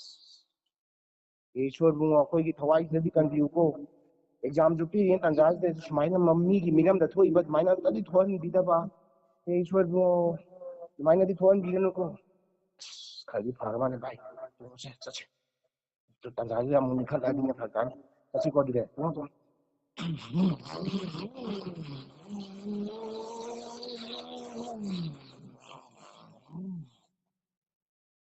ꯚꯥꯏ ꯒꯨꯗ ꯅꯥꯏꯠ ꯂꯩꯍꯧꯔꯣꯀꯣ ꯆꯠꯂꯒꯦꯀꯣ ꯑꯩꯁꯨ ꯚꯥꯏ ꯒꯨꯗ ꯅꯥꯏꯠ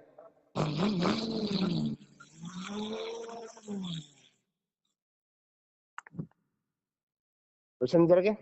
ꯊꯥꯒꯠꯆꯔꯤ ꯊꯥꯒꯠꯆꯔꯤ ꯏꯌꯥꯝꯕ ꯉꯥꯛꯇꯪꯒꯤ ꯊꯥꯕꯜ ꯋꯥꯔꯤ ꯑꯣꯏꯇꯥꯔꯁꯨ ꯍꯥꯏꯇꯥꯔꯦ ꯏꯌꯥꯝꯕ ꯃꯅꯨꯡꯗ ꯀꯩꯅꯣ ꯑꯃ ꯌꯥꯎꯔꯤ ꯄꯣꯠ ꯑꯃ ꯃꯌꯥꯝꯅ ꯇꯥꯕꯤꯕ ꯑꯣꯏꯁꯅꯨ ꯑꯗꯨꯒ ꯂꯣꯏꯅꯅ ꯊꯥꯕꯜ ꯆꯣꯡꯄꯩ ꯃꯇꯥꯡꯗꯣ ꯃꯤ ꯃꯌꯥꯝ ꯊꯥꯕꯜ ꯂꯣꯏ ꯆꯣꯡꯅꯈ꯭ꯔꯦ ꯑꯩꯁꯨ ꯌꯥꯎꯈ꯭ꯔꯦ ꯊꯥꯒꯠꯆꯔꯤ ꯊꯥꯒꯠꯆꯔꯤ ꯏꯌꯥꯝꯕ ꯊꯧꯔꯝ ꯌꯥꯎꯕꯤꯔꯛꯄ ꯃꯊꯪꯒꯤ ꯀꯣꯂꯔꯗ ꯈꯨꯗꯣꯡꯆꯥꯕ ꯄꯤꯖꯔꯤ ꯂꯣꯏꯅꯅ ꯊꯧꯔꯝꯁꯤ ꯏꯟꯁꯄꯦꯛꯇꯔ ꯇꯌꯥꯏ ꯆꯅꯤꯄꯥꯟꯒ ꯇꯔꯥꯒ ꯃꯥꯄꯟ ꯁꯨꯕ ꯇꯥꯡꯀꯛ ꯄꯨꯡ 12:30 ꯆꯞ ꯆꯥꯅ ꯈꯨꯗꯣꯜ ꯇꯝꯖꯒꯦ ꯃꯌꯥꯝ ꯄꯨꯟꯅ ꯉꯥꯏꯃꯤꯟꯅꯁꯤ ꯍꯜꯂꯣ ꯍꯜꯂꯣ ꯍꯜꯂꯣ ꯇꯔꯥꯝ ꯅꯣꯛꯆꯔꯤ ꯃꯤꯡ ꯑꯃꯗꯤ ꯂꯩꯐꯝ ꯍꯥꯏꯕꯤꯌꯨ ꯁꯥꯔ ꯑꯩ ꯂꯝꯗꯨꯡꯗꯩꯅꯤ ꯇꯔꯥꯝ ꯅꯣꯛꯆꯔꯤ ꯀꯩ ꯃꯊꯦꯜ ꯆꯥꯕꯤꯔꯒꯦ ꯁꯥꯔ ꯉꯁꯤ ꯉꯥ ꯊꯣꯡꯉꯦ ꯀꯩꯅꯣꯝꯅꯤꯗ ꯏꯟꯖꯥꯡ ꯃꯊꯦꯜꯁꯤꯡꯁꯦ ꯑꯣꯀꯦ ꯀꯔꯤ ꯇꯦꯂꯦꯟ ꯎꯠꯄꯤꯒꯅꯤ ꯁꯥꯔ ꯅꯣꯛꯐꯗꯦ ꯃꯇꯦꯛ ꯑꯃꯇ ꯇꯧꯖꯔꯛꯀꯦ ꯈꯨꯗꯣꯜ ꯇꯝꯕꯤꯌꯨ ꯇꯧꯖꯔꯒꯦ ꯏꯕꯨꯡꯉꯣ ꯅꯪ ꯂꯥꯛꯑꯕ꯭ꯔꯥ ꯍꯣꯏ ꯑꯣꯖꯥ ꯂꯥꯛꯑꯣ ꯁꯤꯗ ꯐꯝꯃꯣ ꯂꯥꯛꯑꯣ ꯍꯣꯏ ꯑꯩꯅꯅꯦ ꯅꯪ ꯀꯧꯔꯤꯁꯦ ꯑꯩꯒꯤ ꯀꯥ ꯋꯥꯏꯒꯦ ꯍꯥꯏꯕꯗꯨꯗ ꯅꯪꯕꯨ ꯀꯧꯕꯅꯤꯀꯣ ꯐꯅꯤ ꯑꯣꯖꯥ ꯏꯅꯥꯎꯒꯤ ꯌꯨꯝꯗꯨꯕꯨ ꯀꯁꯥꯔ ꯀꯗꯥꯏꯋꯥꯏꯗꯒꯤꯅꯣꯅꯦ ꯀꯁꯥꯔꯒꯤ ꯂꯛꯈꯤꯄꯨꯔꯗꯒꯤꯅꯤ ꯑꯣꯖꯥ ꯑꯗꯨꯗꯤ ꯂꯛꯈꯤꯄꯨꯔꯒꯤ ꯂꯛꯈꯤꯄꯤꯌꯥꯔꯤ ꯑꯗꯨꯋꯥꯏꯗꯒꯤꯔ ꯑꯣꯖꯥ ꯌꯨꯝ ꯊꯪꯅꯔꯦ ꯌꯨꯝ ꯊꯪꯅꯔꯦꯕ ꯂꯛꯈꯤꯄꯨꯔꯒꯤ ꯂꯛꯈꯤꯄꯤꯌꯥꯔꯤ ꯍꯣꯏꯒꯤ ꯌꯨꯝ ꯊꯪꯅꯔꯕ ꯑꯩꯅ ꯍꯥꯏꯖꯕꯗꯤ ꯑꯣꯖꯥ ꯂꯛꯈꯤꯄꯨꯔꯒꯤ ꯂꯛꯈꯤꯄꯤꯌꯥꯔꯤꯗꯣ ꯑꯩꯒꯤ ꯏꯃꯥꯡꯃꯛꯇꯗ ꯅꯝꯈꯤꯕꯅꯦ ꯑꯗꯨꯗ ꯍꯥꯏꯖꯕꯅꯤ ꯑꯣꯖꯥ ꯑꯣ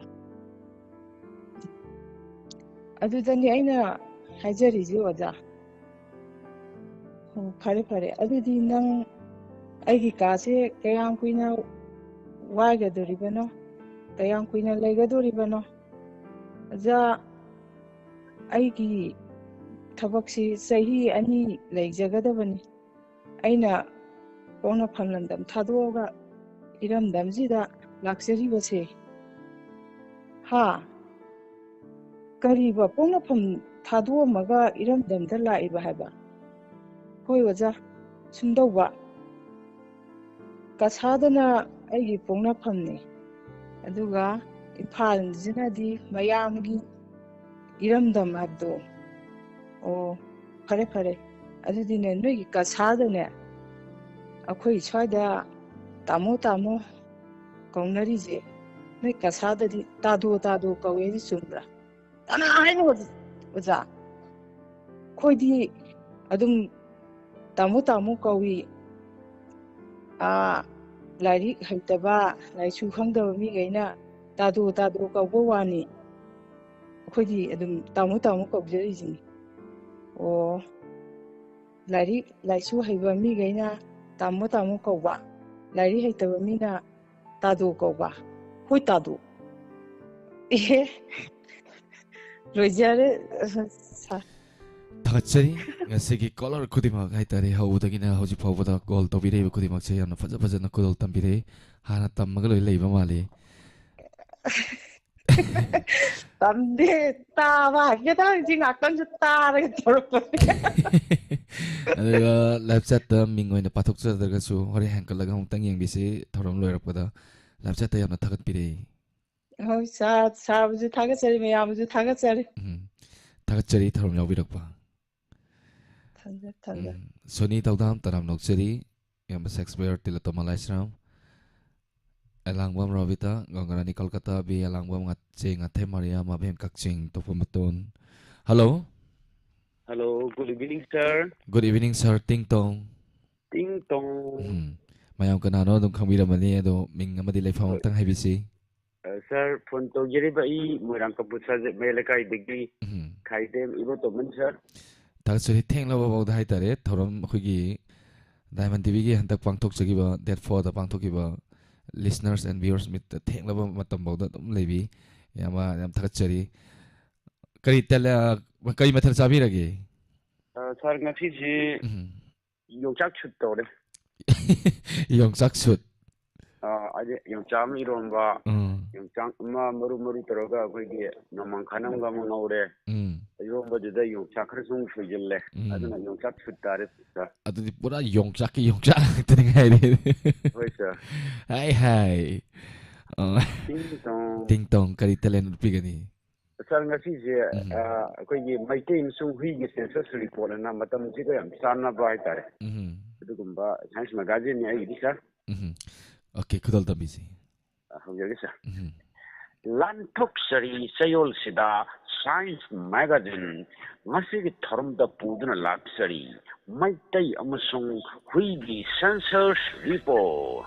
My Nyoiba, My Tong Kenabagum, Kungo Shutina Day, Kanagumana Larita, Lila Dramada, Timpat Turin Pazabada, Ras Nitida, Nishada, Kungo Tinada Bagiwani, Ni Kudimake Pam Jabi No Jabi Amadi Adum Lay, 2021 Census Report Matung Inna, Nan Manipuri Amadi, Muslim Isinau Yaugana, Nupi Masindagi Nupa Masinga, 7% Heli Haina, Report Tori. Aduga, Saloiba Masindagi, Huiloiba Yum Tongna, 60% Haina, Report Tori, Sahi Tara Kodingi, Census Report Matung Inna, Lakadoriba 2030 Pastadi, Maitay Apunma Mishindagi, Huya Apunma Masina, 3:4 ratio Organi Haina, Family Planning Welfare Association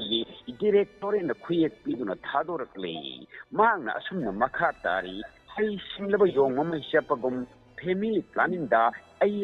Out Apa Sariba, Maitai Puruk Nomadi, Manipur Maitai Namu Mushilapagum Mutpayai Hybrid Maramdi, Tungi Kaliban Haidona, Family Planning Manipur Yum Tong Kurimakta, Pak Sanatondarpa. Family Planning Matakta, Sanabi Ama Oina, Doctor Shin Angang Unaba Coding, Operation Chatarpa, Masidabu Karamba Maitai, Nupana, Nupina, CM na Tamliba, Sayam Pokpa, Sayam Pokpagi Upati, Mington, Kanan, Logadori.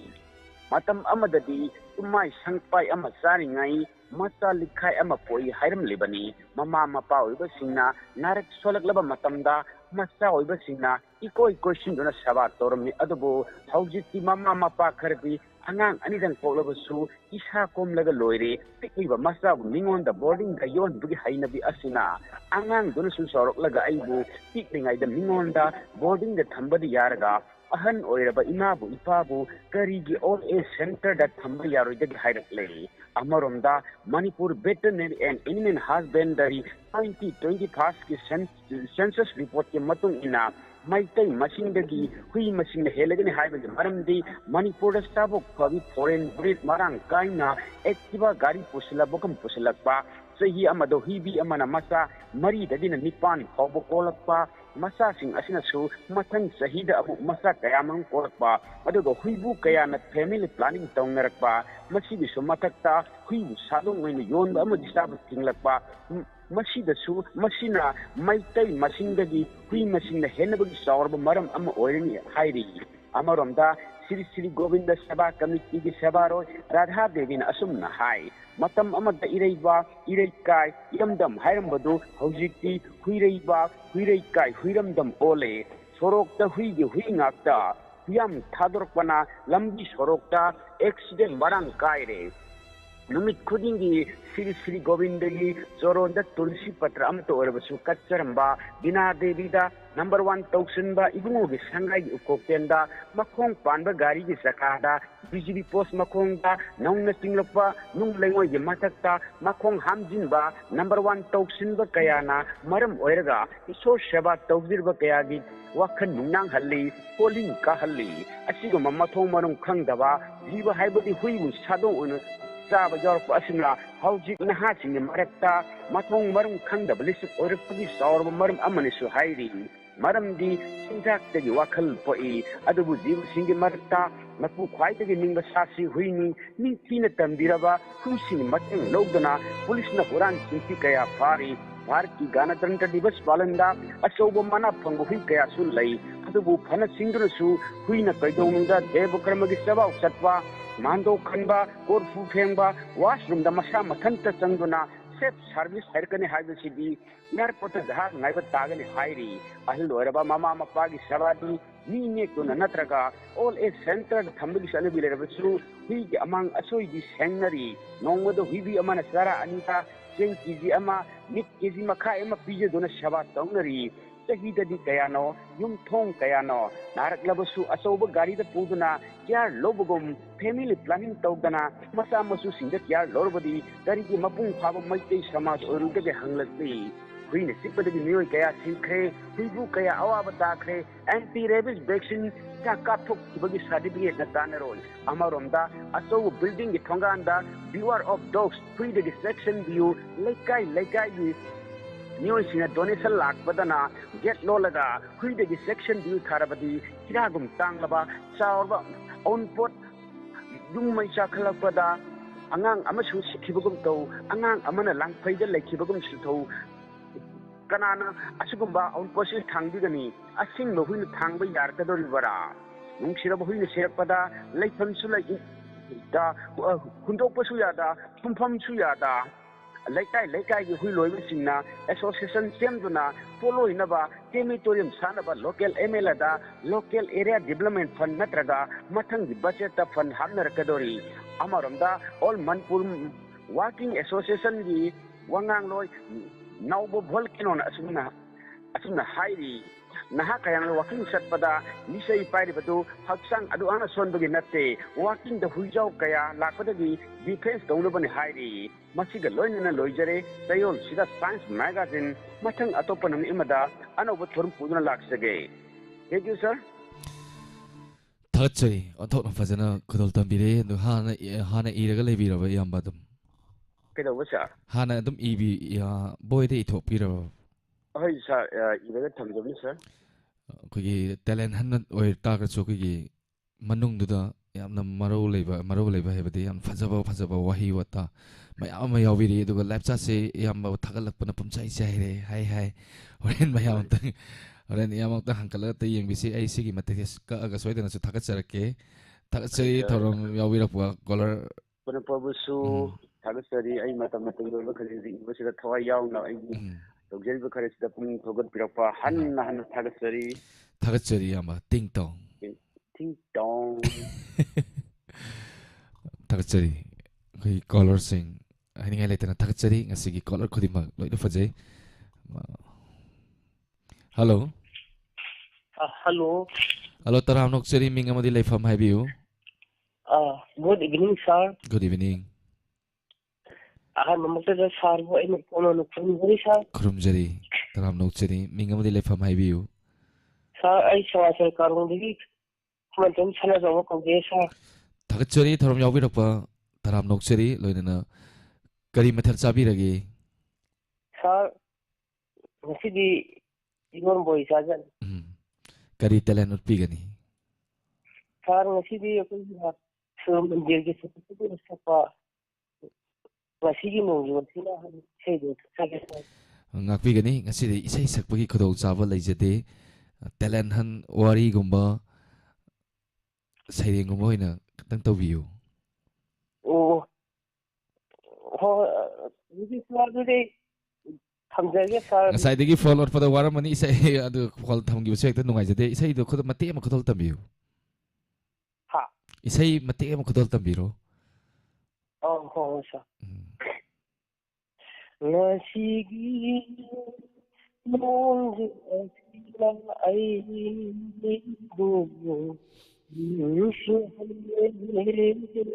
Hamudok ang mga ay hamudok ang mga ika'y hindi ka lagi may tulad. Ika'y hindi ka lagi may tulad. Tulad ng inatigi marundalukiba. Tulad ng inatigi marundalukiba. Ang sige mo ay mo. Hamudok ang mga Diglabat hindi magdida, naulit na lagi nagdala. Diglabat hindi magdida, naulit na lagi nagdala. Amang damang isindunan, amang damang isindunan. May pagkakit pagkakida, may pagkakit pagkakida, masiging zubat ay mo, isihal ang Manglagpan ng tandi, manlalangin Sandiyan matang sa zibong muti marata, sa zibong muti marata, hindi ko mahindungan. Jadi saya pun terjadi macam 타gat소리 더럼 여비럭바 하니가 내때나 타gat소리 랍사타 좀 해নো 타gat비래 이야마기 있어이. Thank you, sir. 타gat소리 더럼 여비럭바 콜 사이드기 올ang mani aduna 콜 phangakanda muktaban mase nungaijadaba adunani sei mate ama kodol tamjanjabani warobiroi. Hello. Hello taram noksari mingamadi lefam haibiyo. Ay landane Amutang bisi. landane iman Taram noksari kai mathel chabi rage. nasi de kangso. Loudspeaker thabi bro. Oh. Loudspeaker dong tang mutat pihu. Hello. Tajare. Ming dong tang view. Hello. Hello Tajay. Yang tata. Kudol tambisi da kari telen pigani. Ay din lahat sayang mati bane ba de lu hoga ba tatsa ba mati yung sige to ba. Kudol tambi. Nungay ka ba di? Alam hobisi mag. Hawage. Ay ka no to adong ani ga oi ko. Oi thon jara roge semjara ge hobiro. Sayang ni mabing aspigi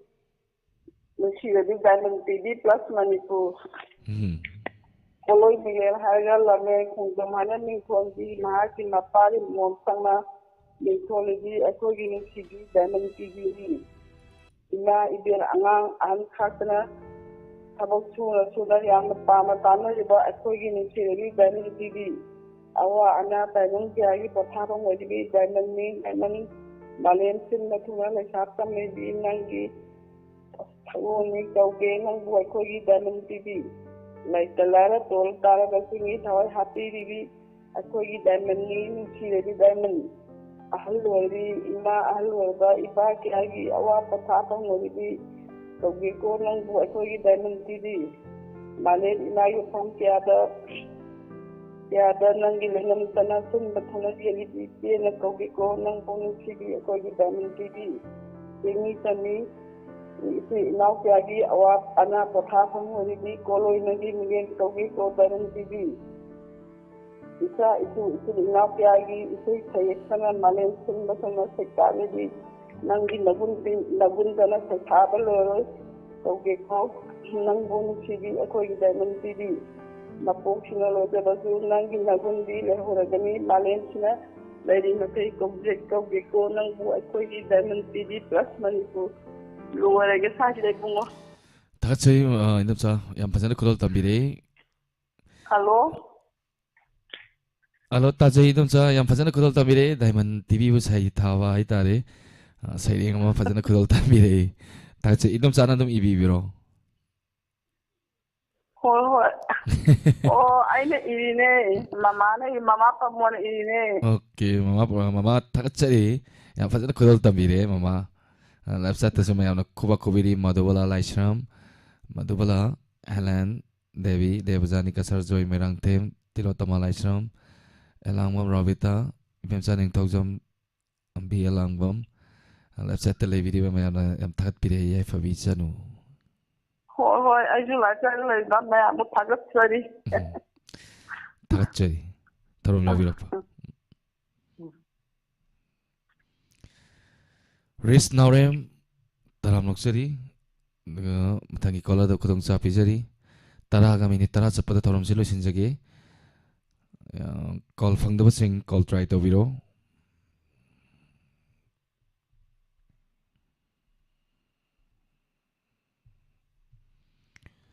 ꯊꯧꯔꯝꯒꯤ ꯃꯔꯛ ꯊꯠꯅ ꯇꯦꯟꯕ break ꯑꯃꯇꯪ ꯃꯌꯥꯝꯗꯒꯤ ꯂꯧꯖꯒꯦ ꯑꯍꯥꯡꯕ ꯑꯣꯖꯥꯒꯤ ꯐꯝ ꯀꯧꯖꯔꯤ ꯑꯃꯗꯤ ꯑꯦꯗꯃꯤꯁꯟ ꯍꯥꯡꯗꯣꯛꯆꯔꯤ ꯇꯣꯃꯥꯟ ꯃꯪꯂꯦꯝꯕ Krishna Chandra English school TMK Leisangthem government recognise ꯍꯥꯏꯔꯤꯕ ꯁ꯭ꯀꯨꯜ ꯑꯁꯤꯒꯤ ꯑꯣꯖꯥ 3 ꯀꯧꯖꯔꯤ ꯑꯍꯥꯟꯕꯗ first language Manipuri MM qualification MA Manipuri BEd नत्रगा दाई अनिसुब post English qualification MA English लोइनना BEd नत्रगा दाई अहुम सुबदा राइम्स क्वालिफिकेशन BA नत्रगा BSc राइम पास विथ BEd नत्रगा दाई अहांबा फमसिबु पांबिबु सिंगनादो मदोमी एप्लीकेशन अदु फेब्रुआरी की तांग 2023 फाउबगी मनुंगदा बिसिन बियु इंटरव्यू पांगथोकदो मतम चलिबु सही सही मार्च की तांग मंगा इंग्लिश सिंगनी कुनगहुमदो हेना को पमरोल खंबिनिबु सिंगी 8787441143 अमुकहना 8787441143 लोइनना तोमान मांगलेबा Krishna Chandra English school TMK Leisangthem हारिबा स्कूल असिगी अनोबा एकेडमिक सेशन गिदमा एडमिशन हांगदोकचरी इंग्लिश सिंगनी कुनगमाथोइदा SSLC एग्जामिनेशन दा छात्र 52 थाबगी मनुंगदा छात्र 38 ना फर्स्ट डिवीजन छात्र 39 ना सेकंड डिवीजन छात्र अमना थर्ड डिवीजन ओइखि इंग्लिश सिंगनी कुनगनी थोइदना छात्र 95 SSLC एग्जामिनेशन थाबदा छात्र 95 ना फर्स्ट डिवीजन दा अमदी छात्र अमना सेकंड डिवीजन दा फौकी स्कूल असिगी हेना खुदोंसाबा सिंगदी क्लास खुदिमकी फर्स्ट होल्डर सिंगदा थागी ट्यूशन फी तंखाई लौजगनी चप मानब ममा मपागी मचानी स्कूल असिदा तंबिरबदी मचा अमना था अमगी फी तंखाई लौजगनी चप मानब ममा मपा अमगी मचा अहुम तमलबदी अंगांग अमा फी लौजरोय ओरफान महिरोय सिंगी ओइना थागी फी कोमथोकजगनी नुपा मसा अमदी नुपी मसा सिंगी तोंगा तोंगान बोर्डिंग की खुदोंसाब लेजै CCTV कैमरा इंस्टॉल तौदुना का खुदिमक्ता सेक्शन सेनरी बैन सर्विस की खुदोंसाब सु लेजरी ऑडियो विजुअल एड्स की खुदोंसाब class खुदिमक्ता पिजरी ngasi maktanabiyu unabiyu amadi adomadongi pigli sa singbu ming chansinbiyu khanghanjariba secretary Toman Manglemba Krishna Chandra English School TMK Laisangthem government recognized Sur Hospital Kaksing Lomkhai branch opposite Lazis Pizza Hairiba Kaksing Lomkhai da laiba Sur Hospital asigi ahangba fam khar kaujari ahanbada pharmacist ahangba fam ama 2 years well experience laiba oibigadabani ani shubda staff nurse ahangba fam ahum ANM nadragana GNM oigadabani salary will decide according to experience date of interview lakliba tang 18 tha ani English singani kungahumdoi matam ayuki pung 18 mafamna Kaksing Lomkhai Sur Hospital branch contact number pizari 8414029392 amukdang hana 8414029392 Hangba Phamama Kaujari Communicative English Language Teaching Institute CELTI Thobal Mayalekai Thobal CELTI needs your expertise. Be part of our dynamic team in CELTI. Hariba from Asi Home Science Teacher Kam Boarding Warden Loinana female oigedaban qualification MSc natraga BSc Home Science thagi tolop lupali sing taratru loinana incentives chahi ani ahum gi takpi tambibagi experience leiraban hena phamjai ꯐꯣꯝ ꯐꯪꯐꯝꯅ ꯁꯦꯜꯇꯤꯒꯤ ꯑꯣꯐꯤꯁꯇ ꯑꯌꯨꯛ ꯄꯨꯡ 10ꯗꯒꯤꯅ ꯄꯨꯡ 2 ꯐꯥꯎꯕꯗ ꯐꯪꯕꯤꯒꯅꯤ ꯑꯀꯨꯞꯄ ꯃꯔꯣꯜꯒꯤꯗꯃꯛ 9366206844 ꯂꯣꯏꯅꯅ 700590473A ꯈꯪꯍꯟꯖꯔꯤꯕ ꯄ꯭ꯔꯤꯟꯁꯤꯄꯜ ꯁꯦꯜꯇꯤ ꯊꯧꯕꯥꯜ इबेमा नमु काय लेगे तमो आई सिदा लई कदाइदा चलुबनो स्कूल खरने अंगांगी मही तमननबा येंगुबन करी हाइगदबनो करी तौगदबनो खंगरिन अंगांग अमन क्लास 3 दगिने 7 फाउद लारिक हेउदबदी अदु मही तने सखिबदा यामना जुमे तमो हाइत्रबनिना लारिक तसु थवा यावरा हौजिकि सिस्टम सिदा अंगांग मबु चही अमगी क्लास अम नमदुनो लोसिनबगुम लोसिलि क्लास 7 8 कारब फाउद अंगांग अदुना English पाबा थोक्त्रबो अमदि earth हनबा ngamdredi karamna larik singdu pagadoi amadi karamna loksing dan gadorino tamogi wafam si onthongna sumkhredako aduga ibema class 8 karba ngang amana hayeng chauraga kari tawgani kari tamgani haibadu ayamana khangdana mahi tamli masi khaknati satra mana hayeng mahaki emadu kari aduga class kaya karaga kari exam thagani haiba fawbada khangjadi tamogi wafam se amatte he kakninga yaude mi aduga ibema larik hainabadi amuk toiba paisa mayam thajendana honariba adubu angang aduna larik tamning laktriba haining laktriba sidi nombuta su kanana khanadi aigi wadi aim in life punsi panami matang da khanghanduna larik ta thawai yonba amadi mahaki soliba subject sing adubu mamutana khanghalabadi soidana thawai yorkan khali kari togodobno khangde kari haigadobno khangde tamogi wafam ai loina tajare pumnamak sigi khallaga wakhalon manaba sainik novodia dagi pass out toraba naha khara punsinjaraga awonba education ama piduna awonba khunai ama semna naba school ama khak linkachare kari no hajibu akhoi saidobo tamo maming nane MOBST Academy of Sainik Novodia Foundation Hailabu Wangbal Charangpat Rotani akhoi saito sadu ma leira hajibu leirabani tamo akhoi gi isa singdo loli amata khangdabado MOBST Academy of Sainik Novodia Foundation da tambadagi haujikti mayol chongba horakle tamo hais nangi wafam si ai wakhala makhale phare adudi makoi ki phone number di tamo 8132974329 amuk tu hairo ni nangi du nang hodri ni hoi tamo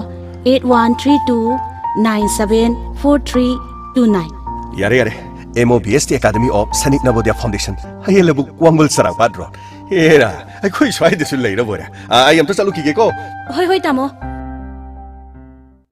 school asina pijari ba kodong sawa singdi mamang session English ngani kungani thoi fawda school asina Sainik amasung tongan ba district ki Novodia singda punna angang kun ga taruk fawhanduna achoba mai pakpa attenba matamda purakre handak session ki oina so national level ki entrance test yauna state level competition mapan khaktada chamaga tarani thoi position holder puthok sakre Vidyagyan National Entrance Exam Written Test da angak po ina Manipur gi kun ga taret khanbada school asi khaktadagi satra tramathoi yauki Uttar Pradesh ki Bikrampur da laiba Vidyagyan Sitapur School India gi mafam dagi afaba satra entrance test amadi interview tawduna Manipur dagi satra mari khanbada school asi khaktadagi angak pamong da satra ahum yaw ngamjaki school asida tamliba 1 year course loiraba class 3 dagi 7 fawgi satra ayamba makoi gi class ani hen ba satra singbu mathematics da tak pangam hanjaduna anoba mayol ama bijakre school asigi working days sahida 300 plus days oiduna atopa school singdagi working days khwaidagi henba oizaki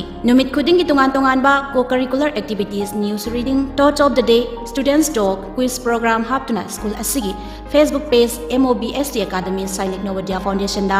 live telecast tawjaduna angang singbu angamba thakta personality wangkathanki Sunday kudingi mock test yawanduna angang singbu exam technique kaya takpiduna ayamba exam sing mai pakhanba ngamjari Mathematics, Science amadi English subject singda anoba technique amada takpiduna anoba education system ama hongdokchaba ngamjakre kana legislative amadi lairaba satra kaya amasu school sina angamba mateng tawjaduna manaba samas ama semnaba afaba education pizaduna lakli tongan Manipur gi mafam kaya dagi maitai tribal amadi pangal chilnaw sing punna taminaduna afaba education ama pizaduna anoba nungsinaba chakhotpagi mangal ama pizaduna lakli angang singbu group 9 na khaidok piraga group amada angang kunga manga khak thamduna ahenba class ki gyan lawsingshu pijakre handak session gi oina class 1 dagi 8 fawgi boarding the seat nifugani thoigi ahenba seat ki form thaba lakliba February gi tang taruk tagi haujaragani nan Manipuri oja manga na angang singbu kupna sena handuna tha ahum dagi taruk fawba matik chana English ngang manga mannaba honnajagani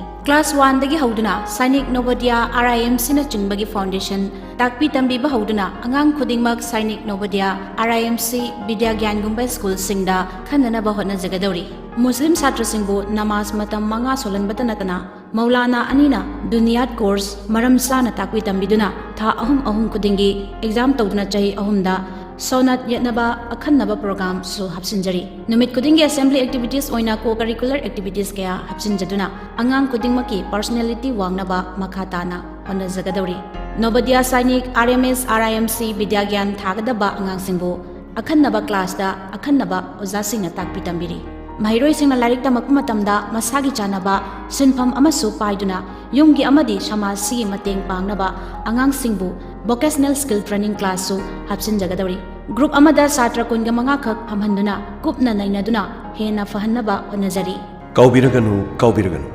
MOBST Academy of Sainik Navodaya Foundation Hayalabuk Wangbal Charangpat Road. Thachari aduga ngasigi thorum solution bagi ayaba mayam dagi lobjari inspector te mayam punna ngaminasi sanipanga tara mapan suba tangka mayam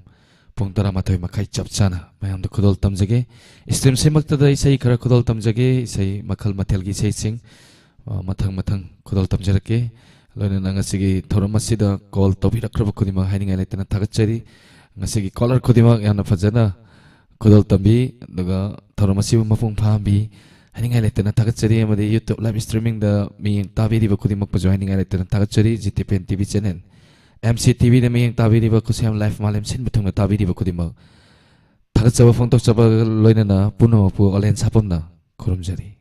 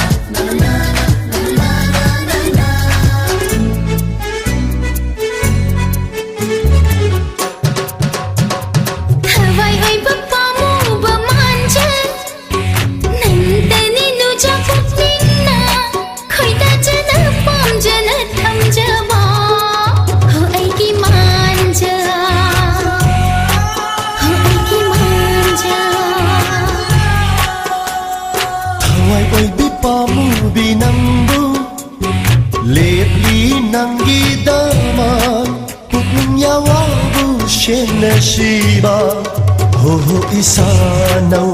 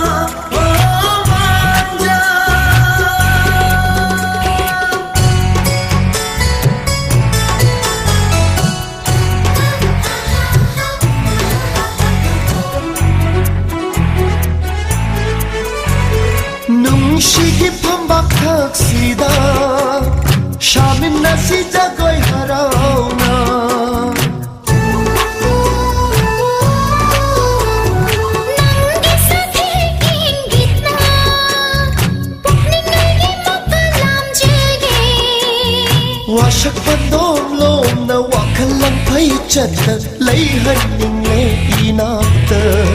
ꯑꯣ ꯏꯁꯥꯅꯧ ꯑꯣ ꯏꯁꯥꯅꯧ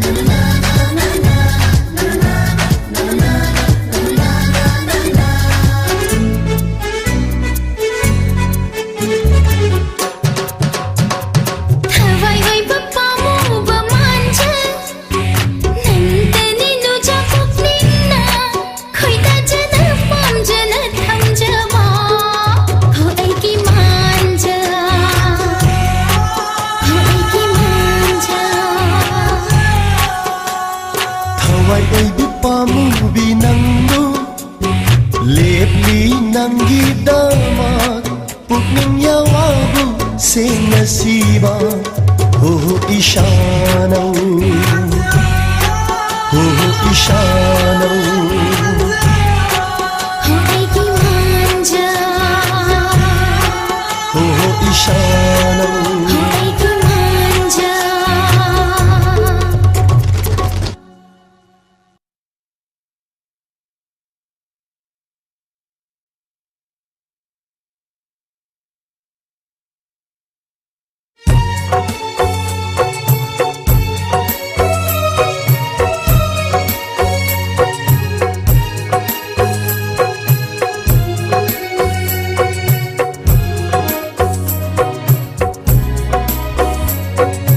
Ningshinglaroi khaloba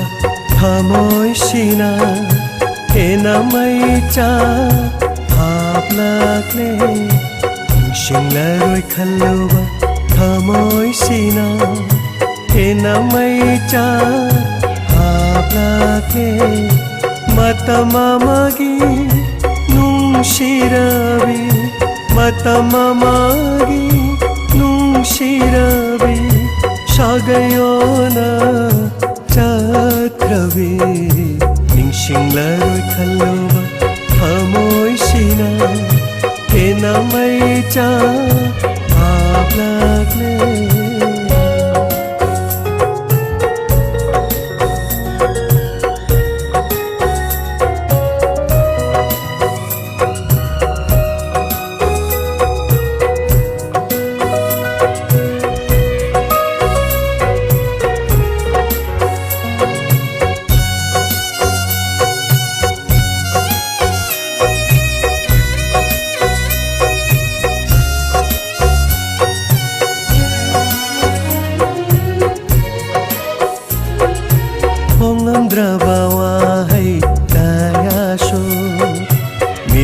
Piranga kondogli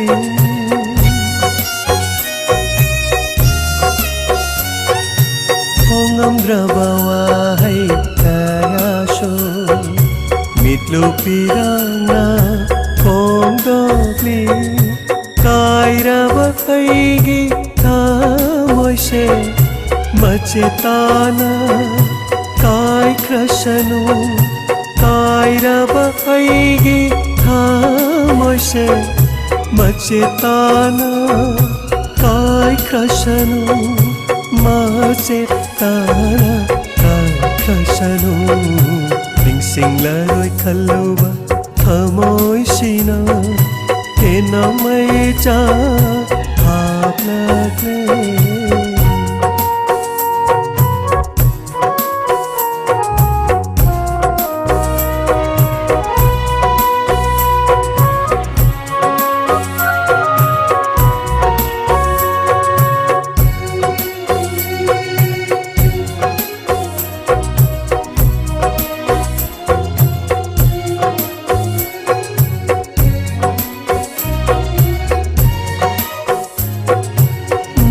Tabu nungsiba thamoi sina tamlake wahai asimatang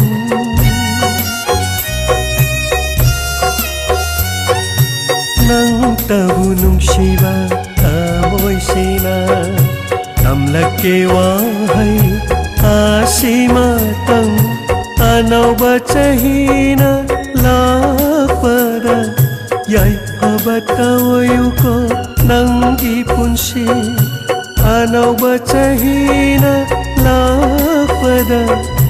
ꯌꯥꯏꯐꯕ ꯇꯧꯌꯨꯀꯣ ꯅꯪꯒꯤ ꯄꯨꯟꯁꯤ ꯌꯥꯏꯐꯕ ꯇꯧꯌꯨꯀꯣ ꯅꯪꯒꯤ ꯄꯨꯟꯁꯤ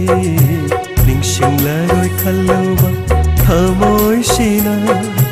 ꯍꯦꯟꯅ ꯃꯩ ꯆꯥꯛꯂꯛꯂꯦ ꯃꯇꯝ ꯑꯃꯒꯤ ꯅꯨꯡꯁꯤꯔꯕꯤ ꯃꯇꯝ ꯑꯃꯒꯤ ꯅꯨꯡꯁꯤꯔꯕꯤ ꯁꯥꯒꯩꯌꯣꯅ ꯆꯠꯈ꯭ꯔꯕꯤ ꯁꯥꯒꯩꯌꯣꯅ ꯆꯠꯈ꯭ꯔꯕꯤ ꯅꯤꯡꯁꯤꯡꯂꯔꯣꯏ ꯈꯜꯂꯨꯕ ꯊꯃꯣꯏꯁꯤꯅ ꯍꯦꯟꯅ ꯃꯩ ꯆꯥꯛꯂꯛꯂꯦ ꯍꯦꯟꯅ ꯃꯩ ꯆꯥꯛꯂꯛꯂꯦ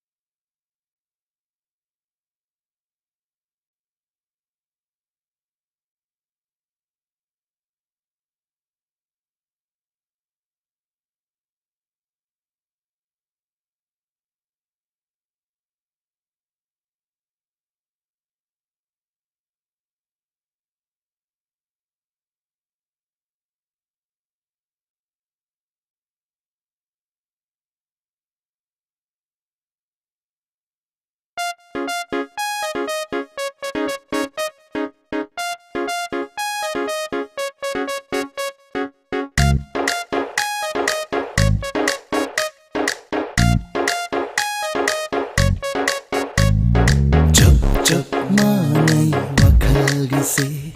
샷샷 칸의 예나바다 야수 야네 야야네 자수 자네 이까니세 로라게 로라게 로자라게 피라우 난기 파자바 후르디 후르디 후니 후라디 하와이 합장 풍야우나 후비요 파게소 파비로 이사나야제 한덕기 역상시나 라프시다 이까이키 다독두나 동능 떠오르지 한덕비 마땅시나 자리 나이나 하이닝 하이하우라시 뭉시이랑 행복한시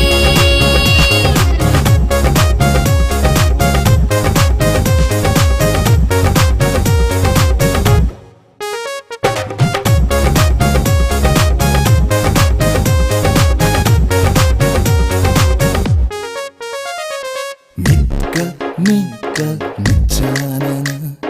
갈라빼나 뭉시나시 해나 간싱하게 아빠 눈시 마야이세 세나게 숨마이나 숨숨 하이가수 하이자산 람헬리 팅레로이 숨팅 팅라로 난기 아빠마 숨팅 팅라로이 담게수 담비로 나시다이 나용다 한덕기 역상시나 라프시다 이까이키 다독두나 동능 떠오르지 한덕비 마땅시나 자리 나이나 하이닝 하이하우라시 뭉시이랑 행복한시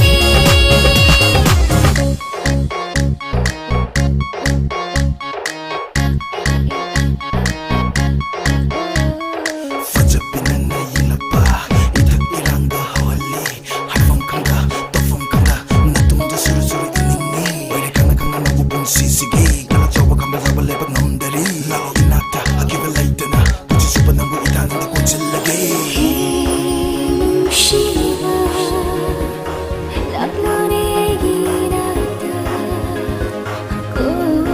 꼰신비로 난기를 탐배요 파자 라바 난기나 떠도나 방타할래 아이기 타모유시 뭉시라바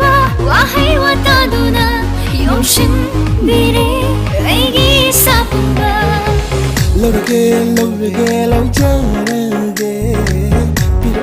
Piru nangi fajaba Huradi, huradi, huni, huradi Kawai hakchang phong yau na hubiu Fage suk pabiro isana yajere Handaki yaksang sina lapasida Ikai ki thadokuna tongning tongning tohorasi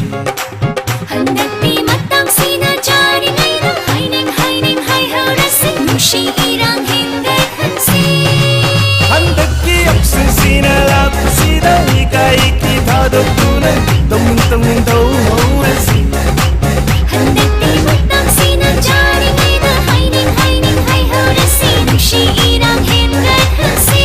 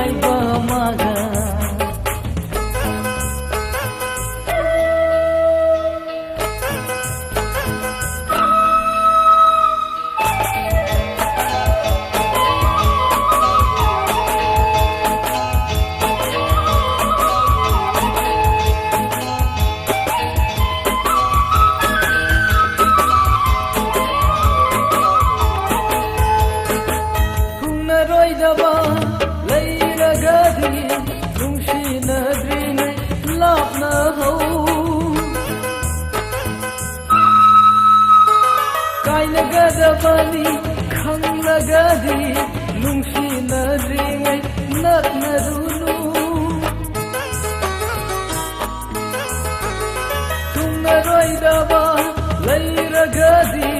nungsi nadringai lapna ho kaina ꯅꯨꯡꯁꯤꯅꯗꯕꯅꯤ ꯈꯪꯂꯒꯗꯤ ꯅꯨꯡꯁꯤꯅꯗ꯭ꯔꯤꯉꯩꯗ ꯅꯛꯅꯔꯨꯅꯤ ꯊꯥꯖꯕꯅ ꯄꯨꯟꯁꯤ ꯆꯨꯞꯄ ꯅꯊꯟꯇ ꯑꯍꯤꯡ ꯇꯨꯝꯕ ꯉꯝꯗꯅ ꯉꯥꯎꯖꯅꯤ ꯊꯥꯖꯕꯅ ꯄꯨꯟꯁꯤ ꯆꯨꯞꯄ ꯅꯇꯣꯝꯇ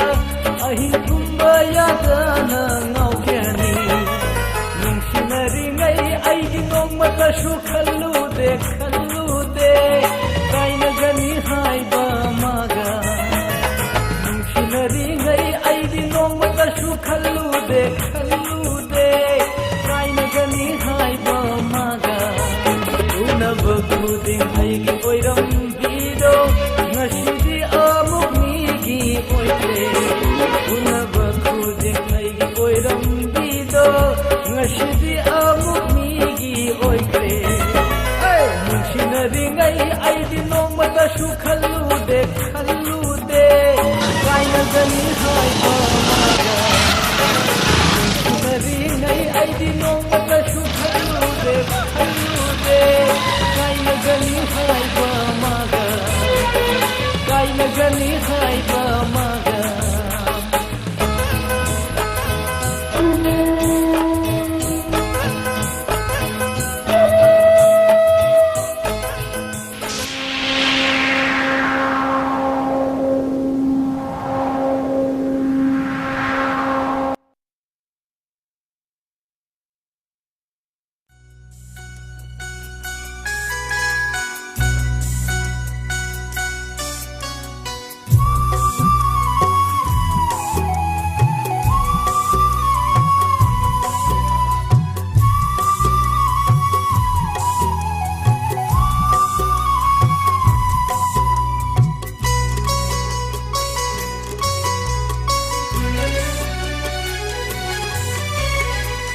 ngasi unariba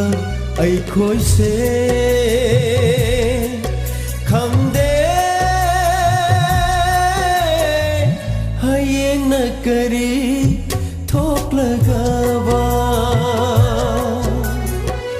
tungi punsina kari oirakani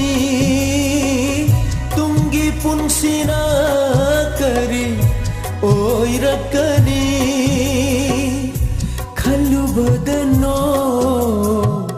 nan kiba khanghaude ngasi unariba aikhoi se khangde hayeng na kari thok lagawa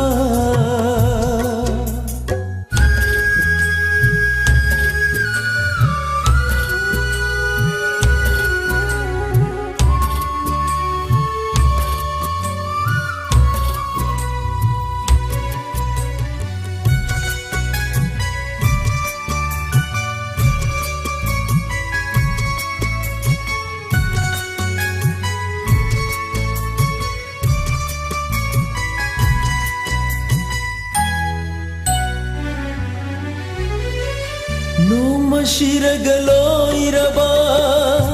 miyoi mapokse nai hatpiram laga aton basingbu nokli kanana mikap taraga thamoi pena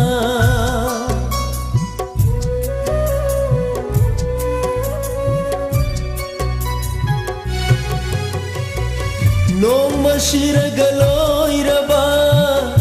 miyoi mapokse nai hatpiram laga aton basingbu nokli kanana mikap taraga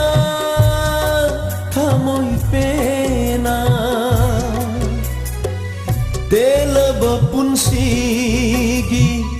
lambi asida achau pishat karigi thambiramli ngasi unariba aikhoi se khangde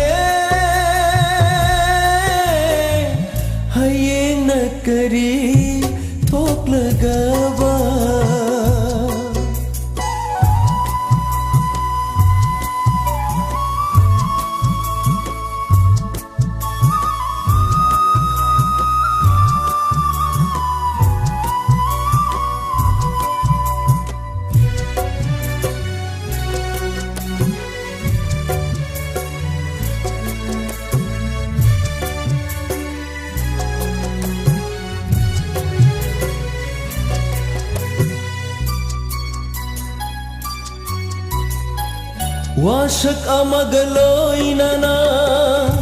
lakhi taibangda khomlang laman singge panthau khomgulige khande bidhina kari amutam ligaba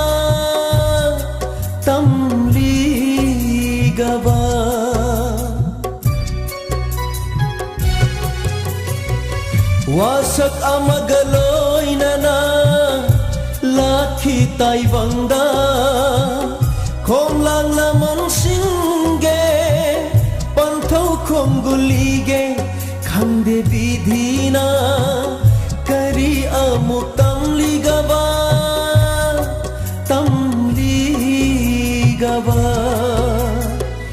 ningjaba kaya se pangba ngamdringai chatkhi dara nungsira thawai mana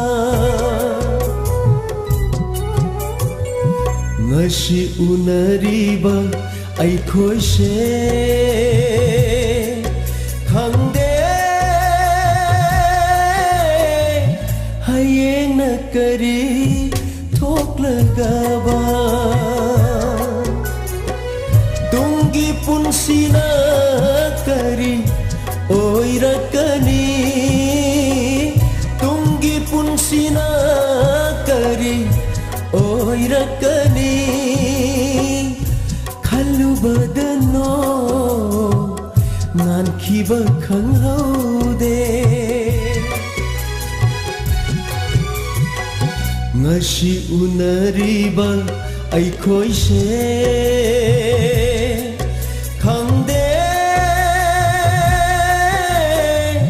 hayeng na kari thoklagaba hayeng na kari thoklagaba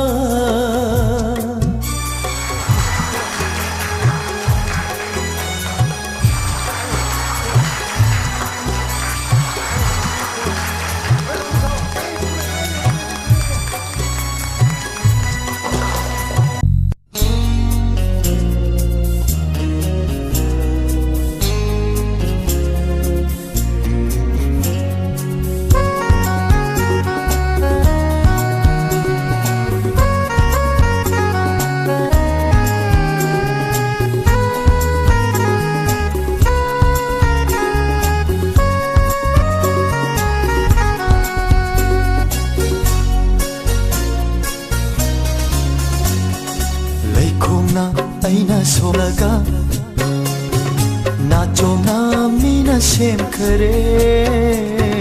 laikhong na aina sonaga nacho na mina sem khare na hakpu sangjaba ai hakti gulab ki tingkhang oi haure laikhong na aina sonaga nacho na mina sem khare laikhong na aina somlaga nacho na mina sem khare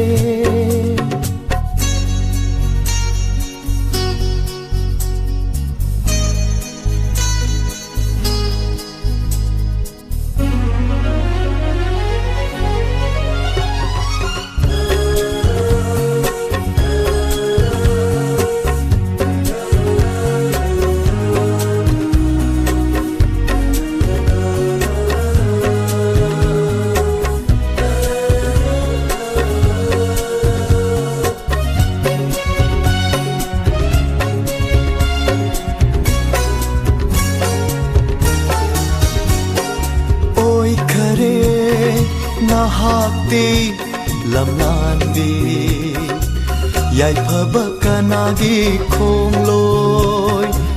yenja hauba natana karisu ngam haude khamja bana pu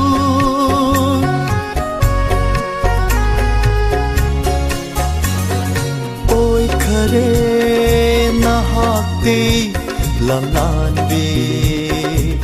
yai phaba kanagi khongloi yen ꯌꯦꯡꯖꯍꯧꯕ ꯅꯠꯇꯅ ꯀꯔꯤꯁꯨ ꯉꯝꯍꯧꯗꯦ ꯈꯥꯝꯖꯕ ꯅꯍꯥꯛꯄꯨ ꯍꯜꯂꯒꯦ ꯑꯩꯍꯥꯛꯇꯤ ꯅꯤꯡꯉꯝꯗ ꯂꯥꯛꯈꯤꯕ ꯂꯝꯕꯤꯗ ꯏꯊꯟꯇ ꯂꯩꯈꯣꯡꯅ ꯑꯩꯅ ꯁꯣꯝꯂꯒ 나좀나 미나 셈ꯈꯔꯦ ꯂꯩꯈꯣꯡꯅ ꯑꯩꯅ ꯁꯣꯝꯂꯒ 나좀나 미나 셈ꯈꯔꯦ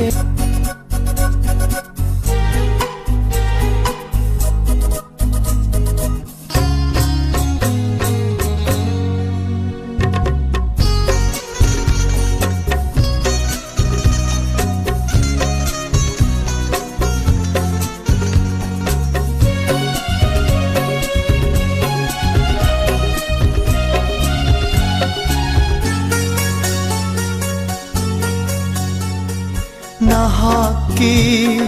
wahai khudingda thajarui nahak se aigini adubu warau dena ngonda pangdaba aitagi irani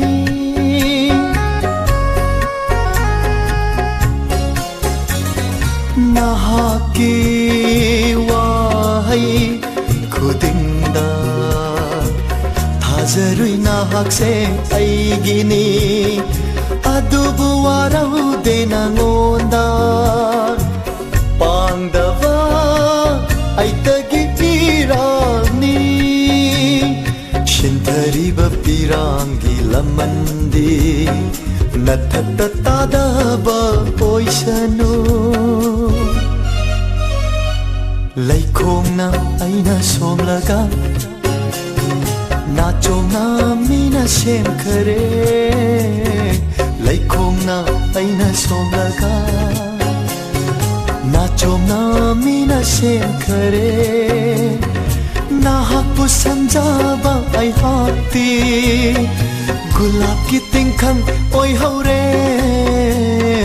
ꯂꯩꯈꯣꯡꯅ ꯑꯩꯅ ꯁꯣꯝꯂꯒ 나좀나 미나 셈ꯈꯔꯦ ꯂꯩꯈꯣꯡꯅ ꯑꯩꯅ ꯁꯣꯝꯂꯒ 나좀나 미나 셈ꯈꯔꯦ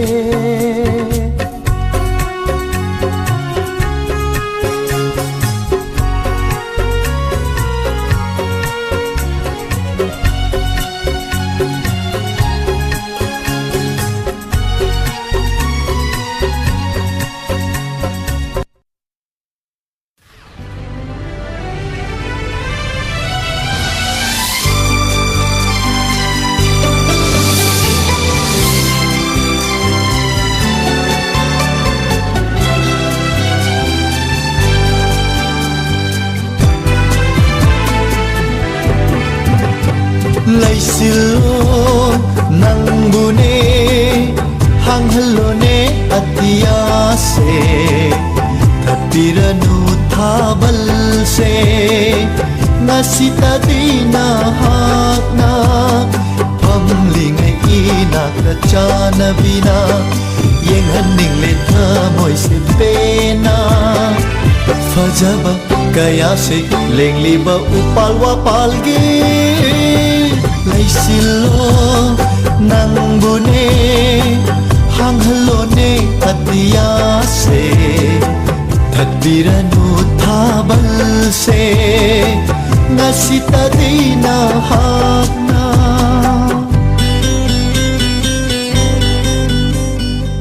ꯂꯣꯏꯈꯤꯅꯨꯀꯣ ꯅꯍꯥꯛꯁꯨ ꯑꯃꯝꯕ ꯑꯍꯤꯡꯉꯣ ꯏꯪꯂꯕ ꯅꯍꯥꯛꯀꯤ ꯑꯃꯝꯕ ꯐꯤꯖꯣꯜꯂꯛꯇ ꯀꯨꯆꯨ ꯄꯥꯜꯂꯕꯤ ꯃꯥꯏꯊꯣꯡ ꯅꯤꯡꯊꯤꯔꯕꯤ ꯌꯦꯡꯖꯍꯧꯒꯦ ꯑꯃꯨꯛꯇꯪ 이쿠치나 속두나 라이렘비레네 마학시부 자네비세 아이하키 라이실로 낭부네 항할로네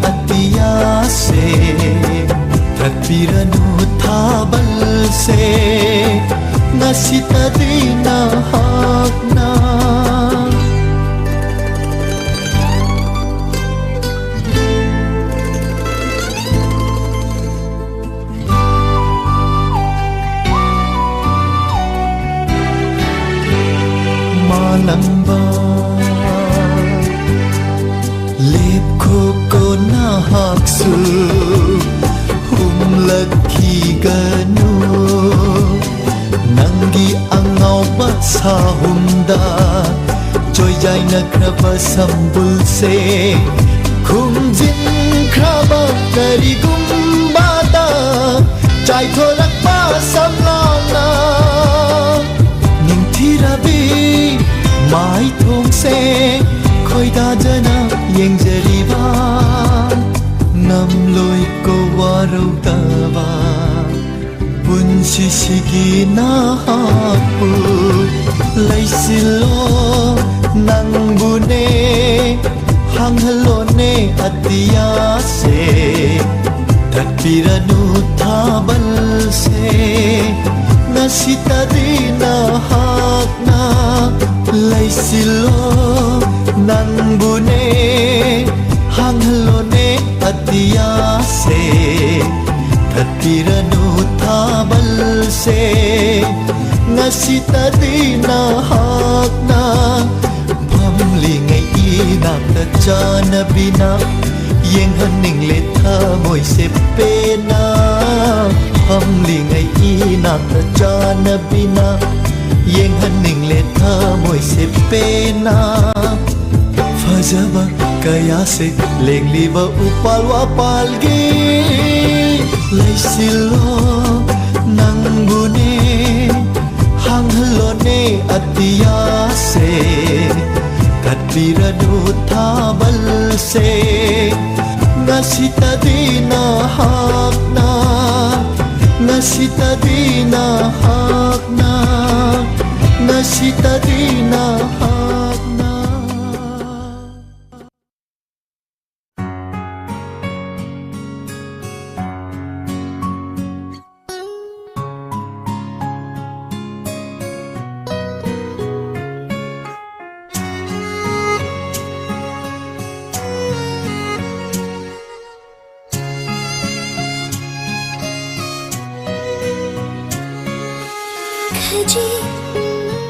khajitagi nang se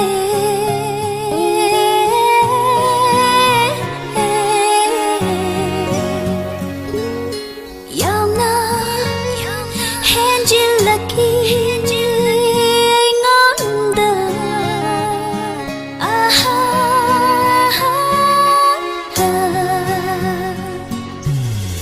kitang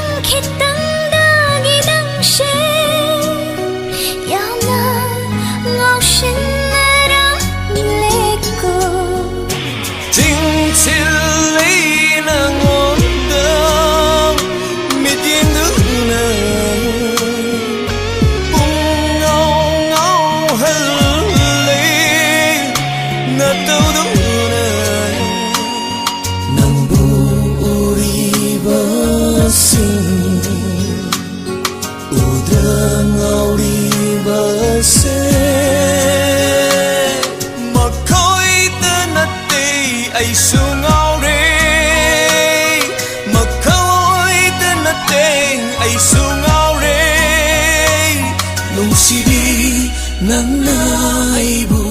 ngau halle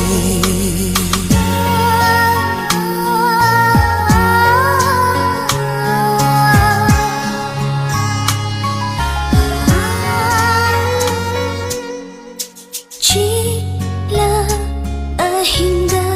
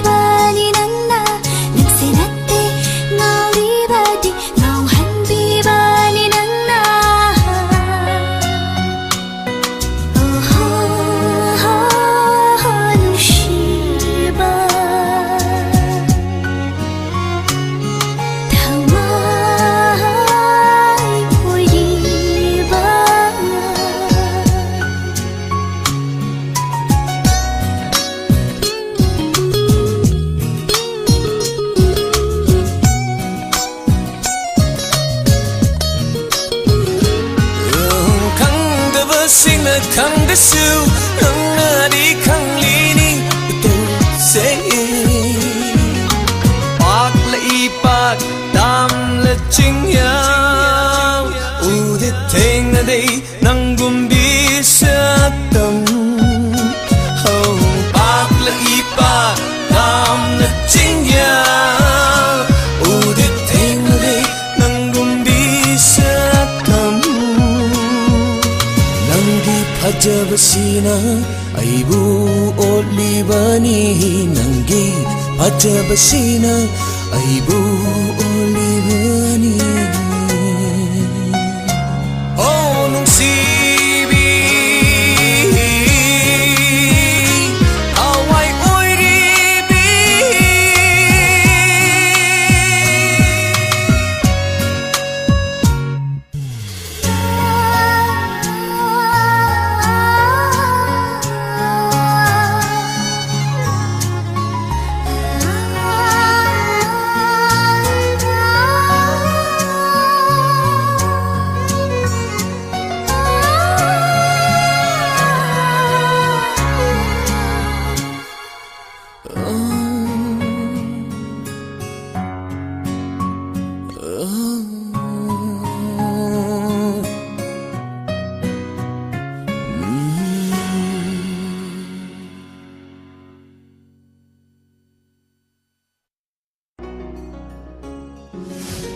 Karamba mapok aigi mapok se ashik nodam tina tambiram liba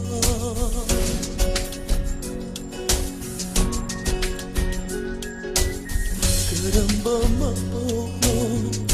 aigi mapok se ashik nodam tina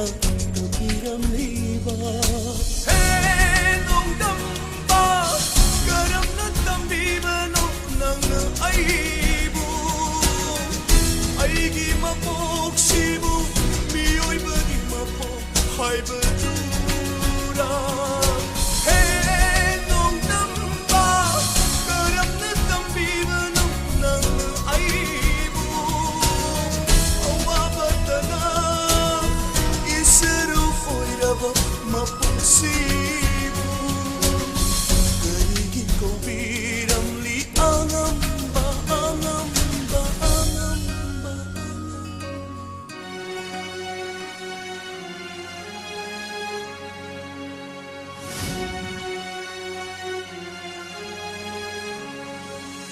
Kangashibo,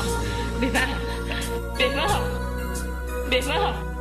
Se, kumo se kano. Tawdisibo. Beba kano. Kanada koroni ima ima kanagi matam bata nauti saruni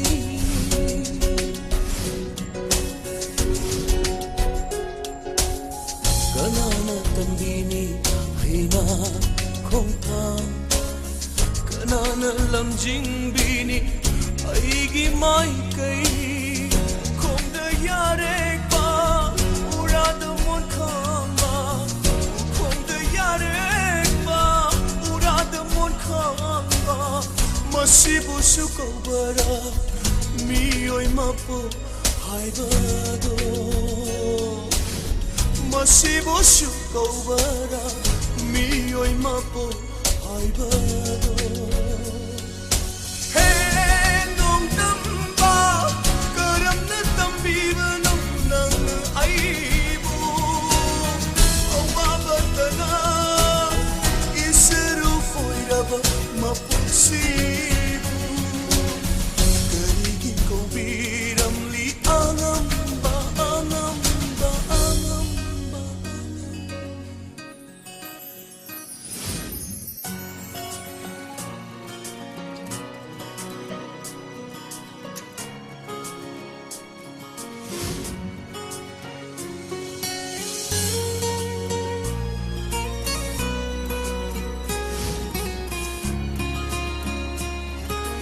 Ay nang to magkamay sa tayo. Nang jalo ba?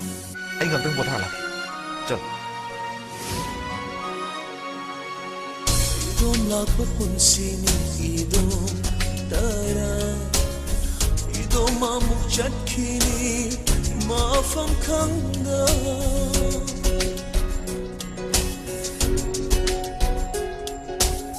kadai da saroni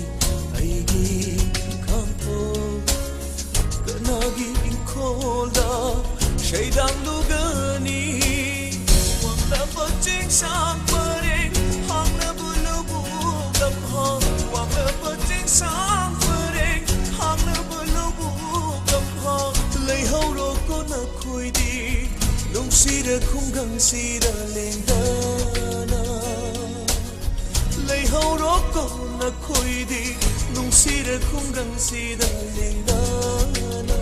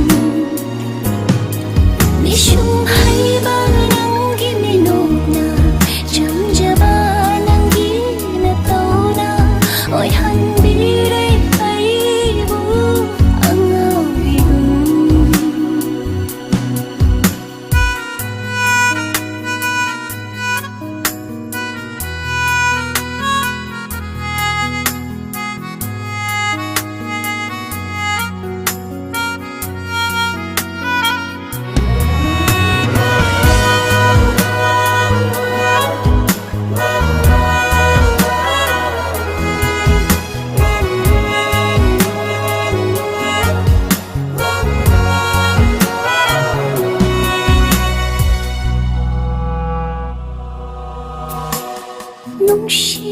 khang de saduna thamoy pandaba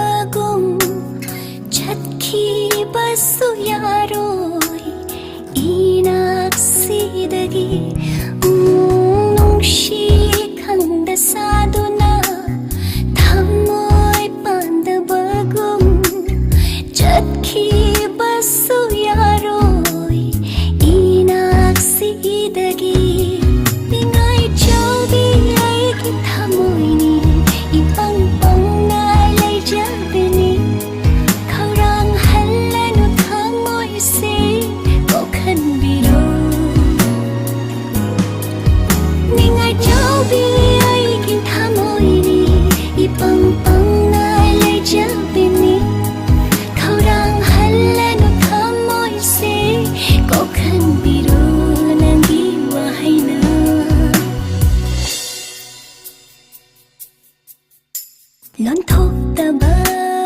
ꯃꯒꯨꯝ ꯅꯪꯅ ꯇꯨꯃꯤꯟꯅ ꯂꯦꯞꯂꯅꯨ ꯐꯣꯡꯗꯣꯛꯂꯨꯅꯦ ꯅꯪꯒꯤ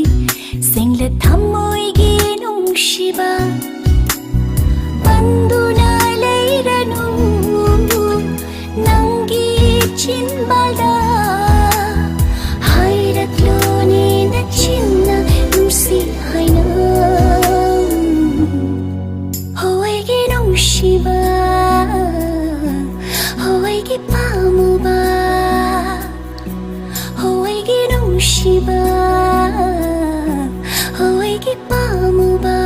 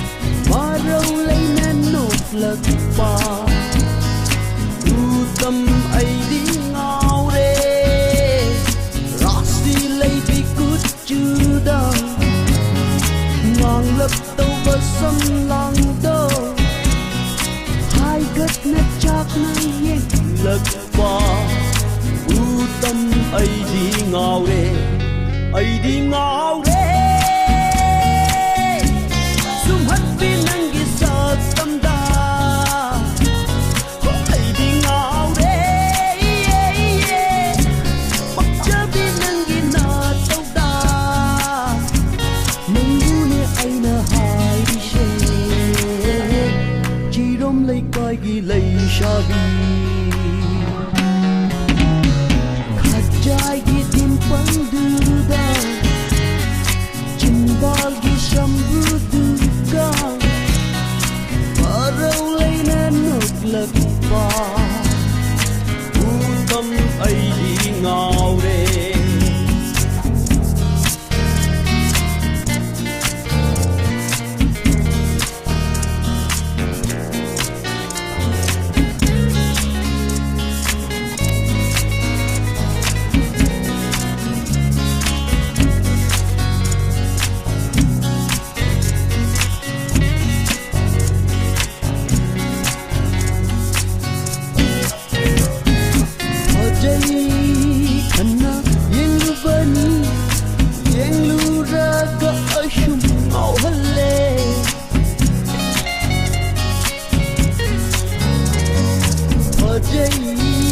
Hana yang lubani yang luraga asyum ngauhale ngaururaga amu pamlakle pamlagana hena nungshire nang se aigi oirage ai khoida nang leira se nang se aigi oirage ai khoida nang leira se khajai gi dimple duda chinwal gi sambru duga marau leina nuklak pa utam ai di ngaure rakhsi leibi kuchuda ngang lap tau ba sam lang da hai gat na chak na ye lag pa utam ai di ngaure sum hat pinang gi sa tam da o ai di ngaure pak chabi nang gi na tau da nangune aina hai she jirom lai kai gi lai shabi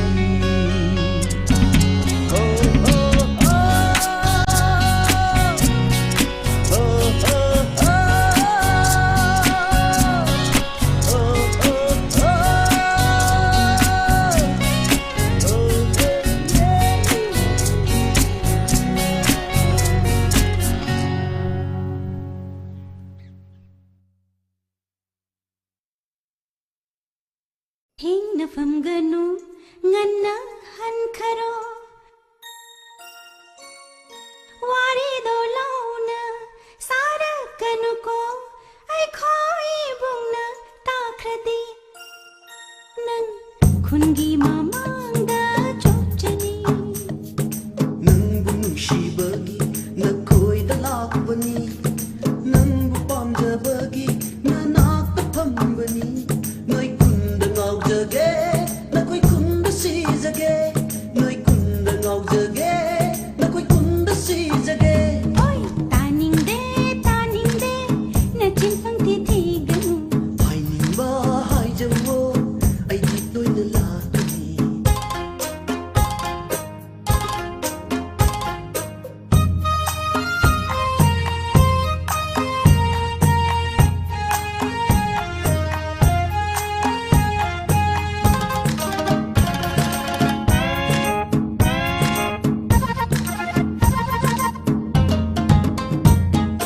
kungi no bung mo pa noi su na bu phatte ka kungi na bung no pa shing se na bu phat mande nang bu toi na hang lu ra di mamit het ta lau thoki nang bu toi na hang lu ra di mamit het ta lau thoki jing na ri ra kang de ai she sounding kreda sai ta ayuk nung thil lente nandi numidang ga sulai ayuk nung thil lente nandi numidang da sulai ai hing khoding manglan da sunang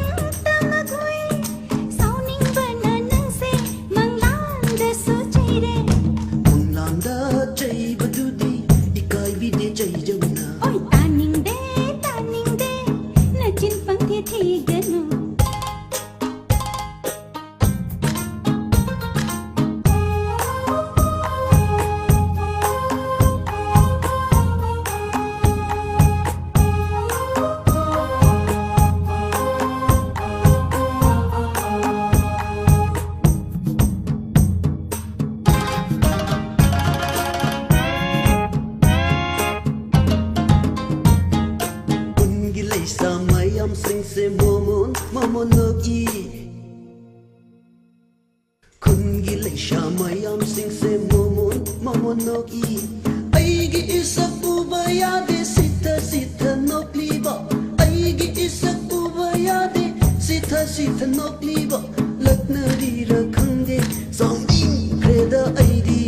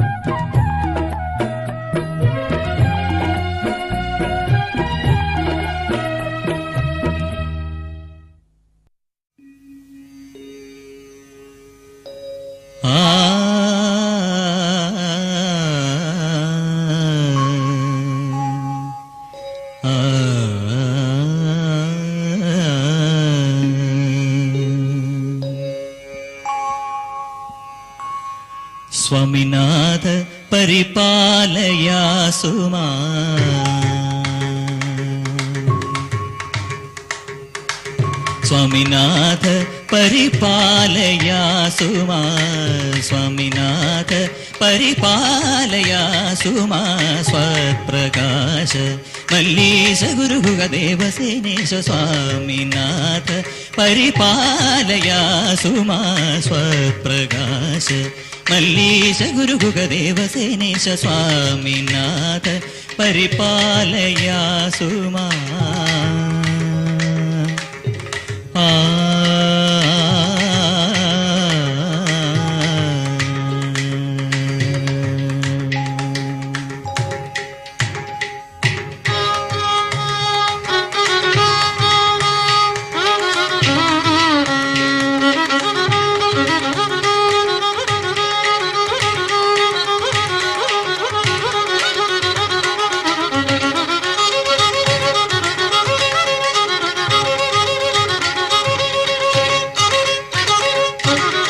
Vamdev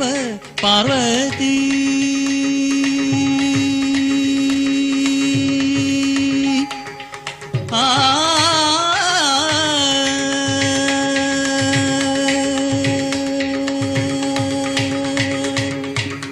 Vamdev Parvati सुकुमार वामदेव पार्वती सुकुमार वामदेव पार्वती सुकुमार वामदेव पार्वती सुकुमार पारिजास्त्र सम्मोहिताकर सा रिगम परि पम मरि सरि सा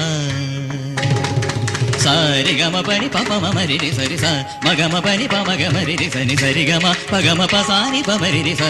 सनि पसानि पमनि पमरि सरि गम पसनि सरि सरि पमरि स सनि नि पम मरि सनि सरि स मग पमनि पसनि रि समरि सनि परि सनि पम गमरि सरि स्वामीनाथ परिपालयासु माम् स्वत्प्रकाश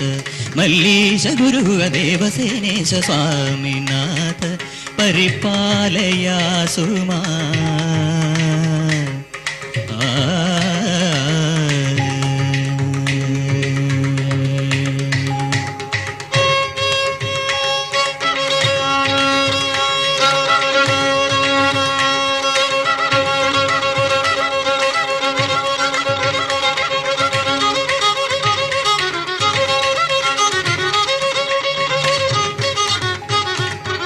कामिदार्थ वितरण विगुण चरणा कामिदार्थ वितरण विगुण चरणा कामिदार्थ वितरण विगुण चरण काव्यन डगालंकार भरण कामिदार्थ वितरण विगुण चरण काव्यन डगालंकार भरण भूमि जलाग्नि वायु गगन किरण बोध रूप नित्यानंद करण सा निगम परि पम मरि सरि सा सारि गम परि पम मरि सरि सा मगम परि पम गमरि सनि सरि गम पगम पसानि पमरि स सरि पसनि पमनि पमरि सरि गम पसनि सरि सरि पमरि स सनि नि पम मरि सनि सरि समग पमनि पसनि रि समरि सनि परि सनि पम गमरि सरि स्वामीनाथ परिपालयासु माम् सत्प्रकाश मल्लीश गुरुगदेवसेनेश स्वामीनाथ परिपालयासु माम्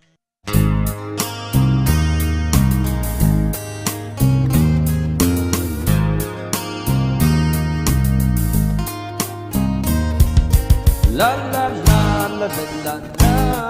la la la la la la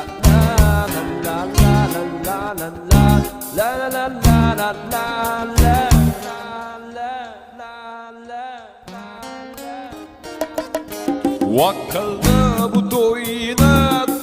hoğlağı Bugün soydan vardı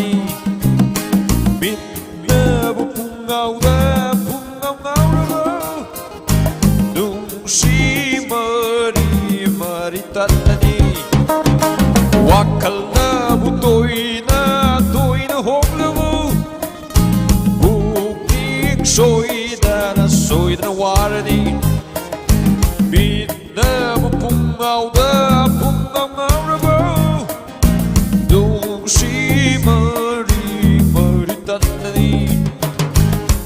ꯂꯩꯆꯤꯜꯅꯕꯨ ꯎꯔꯕ ꯅꯣꯡ ꯁꯣꯏꯗꯅ ꯇꯥꯔꯅꯤ ꯄ꯭ꯔꯣꯒ꯭ꯔꯥꯝꯅꯕꯨ ꯀꯨꯡꯂꯕ ꯄꯥꯎ ꯆꯦꯗ ꯌꯥꯎꯔꯅꯤ ꯂꯩꯆꯤꯜꯅꯕꯨ ꯎꯔꯕ ꯅꯣꯡ ꯁꯣꯏꯗꯅ ꯇꯥꯔꯅꯤ ꯄ꯭ꯔꯣꯒ꯭ꯔꯥꯝꯅꯕу ꯀꯨꯡꯂꯕ ꯄꯥꯎ ꯆꯦꯗ ꯌꯥꯎꯔꯅꯤ ꯂꯥ ꯂꯥ ꯂꯥ ꯂꯥ ꯂꯥ ꯂꯥ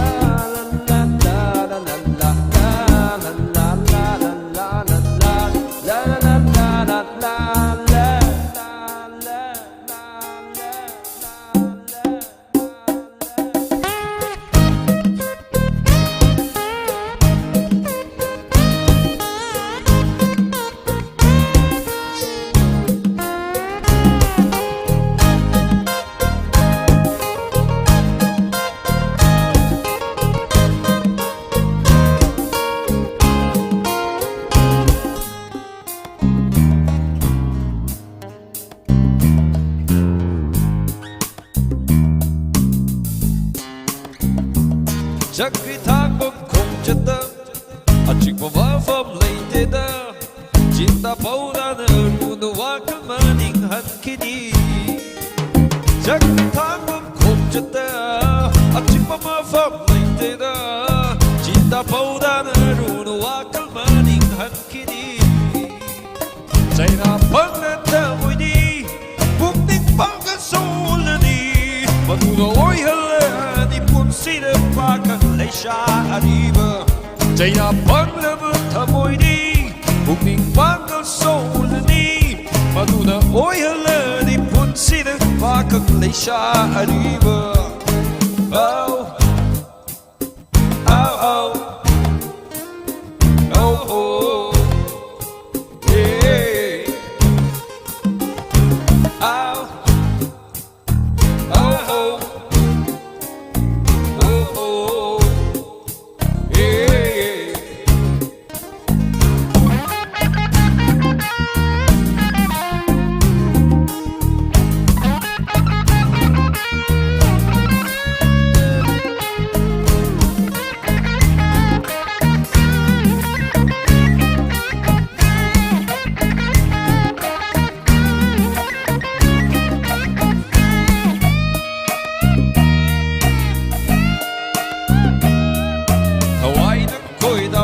Sakta nung siwahi kong dugma Ay itayrak leite Tumin para sa kini Haway ng ko'y napamisakta Nung siwahi kong dugma Ay itayrak leite Tumin para sa kini Kansi kalukan si Mina Nung siwahan ringay Nung siwahay ay dunan Suksaga na may kalaw si Kansi kalukan si Mina Nung siwahan ringay Nung siwahay ay dunan Suksaga na may kalaw si La la la la La la la la la Hey hey hey La la la la la Wakal na butoy na hôm lắm Buk ting soi na warani Bit na ba pungaw ra ba Dung si mari pung tatatani Wakal na butoy na hôm lắm Buk ting soi na warani Pungaw ra ba Nung si mari tatani Leicil na pumura ba Nung soy na natarani Program na bukong laba Pao si da yaurani Leicil na pumura ba Nung soy na natarani Program na bukong laba Pao si da yaurani La la la la la la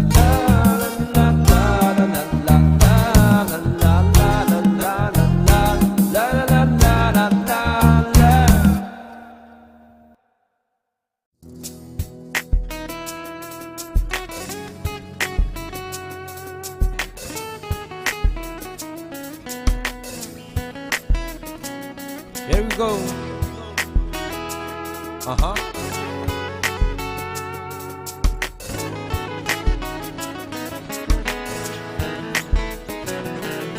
Sanji mintabu napjabi nangi misna adina haipet ang hula yekudi fajabagi gamkai leite. Here we go. 1, 2, 3. Sanji mintabu napjabi nangi misna adina haipet ang hula yekudi fajabagi gamkai leite ko.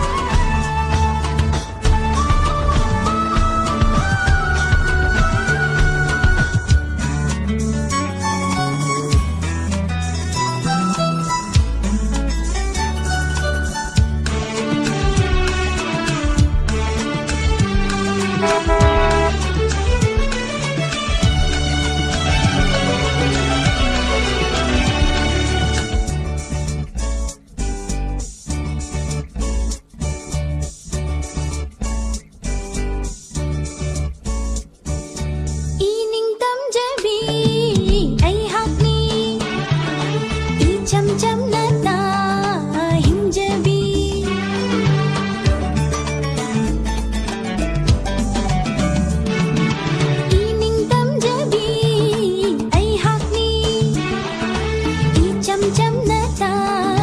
hinjabi kanagi wa khalsu jingsin gining lu de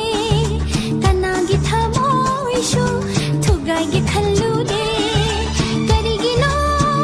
ngasi di khanghauda ining tamba yadariba ining tamba ngamdariba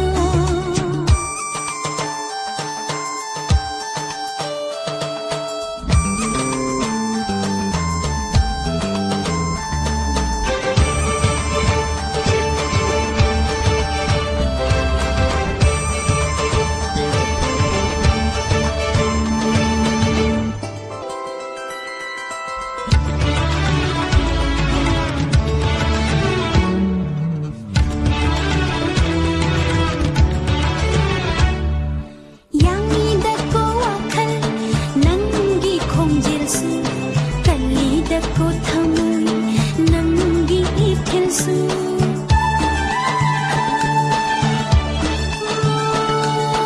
Yangida ko wakal nangi khongjilsu kalida ko thamoi nangi ithilsu Ishaida ngaujabi ai hakna Taram nadi na thairuni Shaklage ishai kaya wakhal nangi surda thamoi nangi tanthada thamoi nangi tanthada Mikuk khuding nangi wakhal Pumja khuding nangi wari Aihing khuding nangi khonthau Manglan khuding nangi saktam Pullare aidi na hapna pullare Ngaure aidi nangonda ngaure Ngaure aidi nangonda ngaure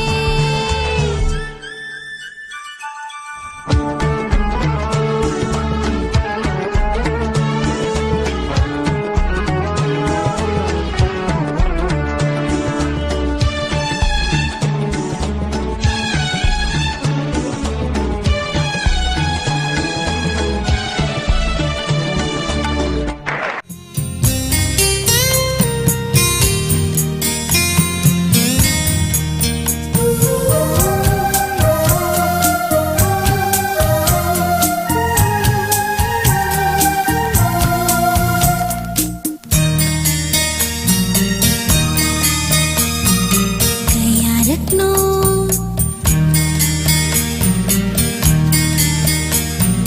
Kaya rakhanna hai khoge nangbu nungshi hai nam Kaya rakhanna hai khoge nangbu nungshi hai nam Hai ruraga na thawai khiroi hai bagi Hai dabani aina Hai dabani aina Kaya rakhanna hai khoge nangbu nungshi hai nam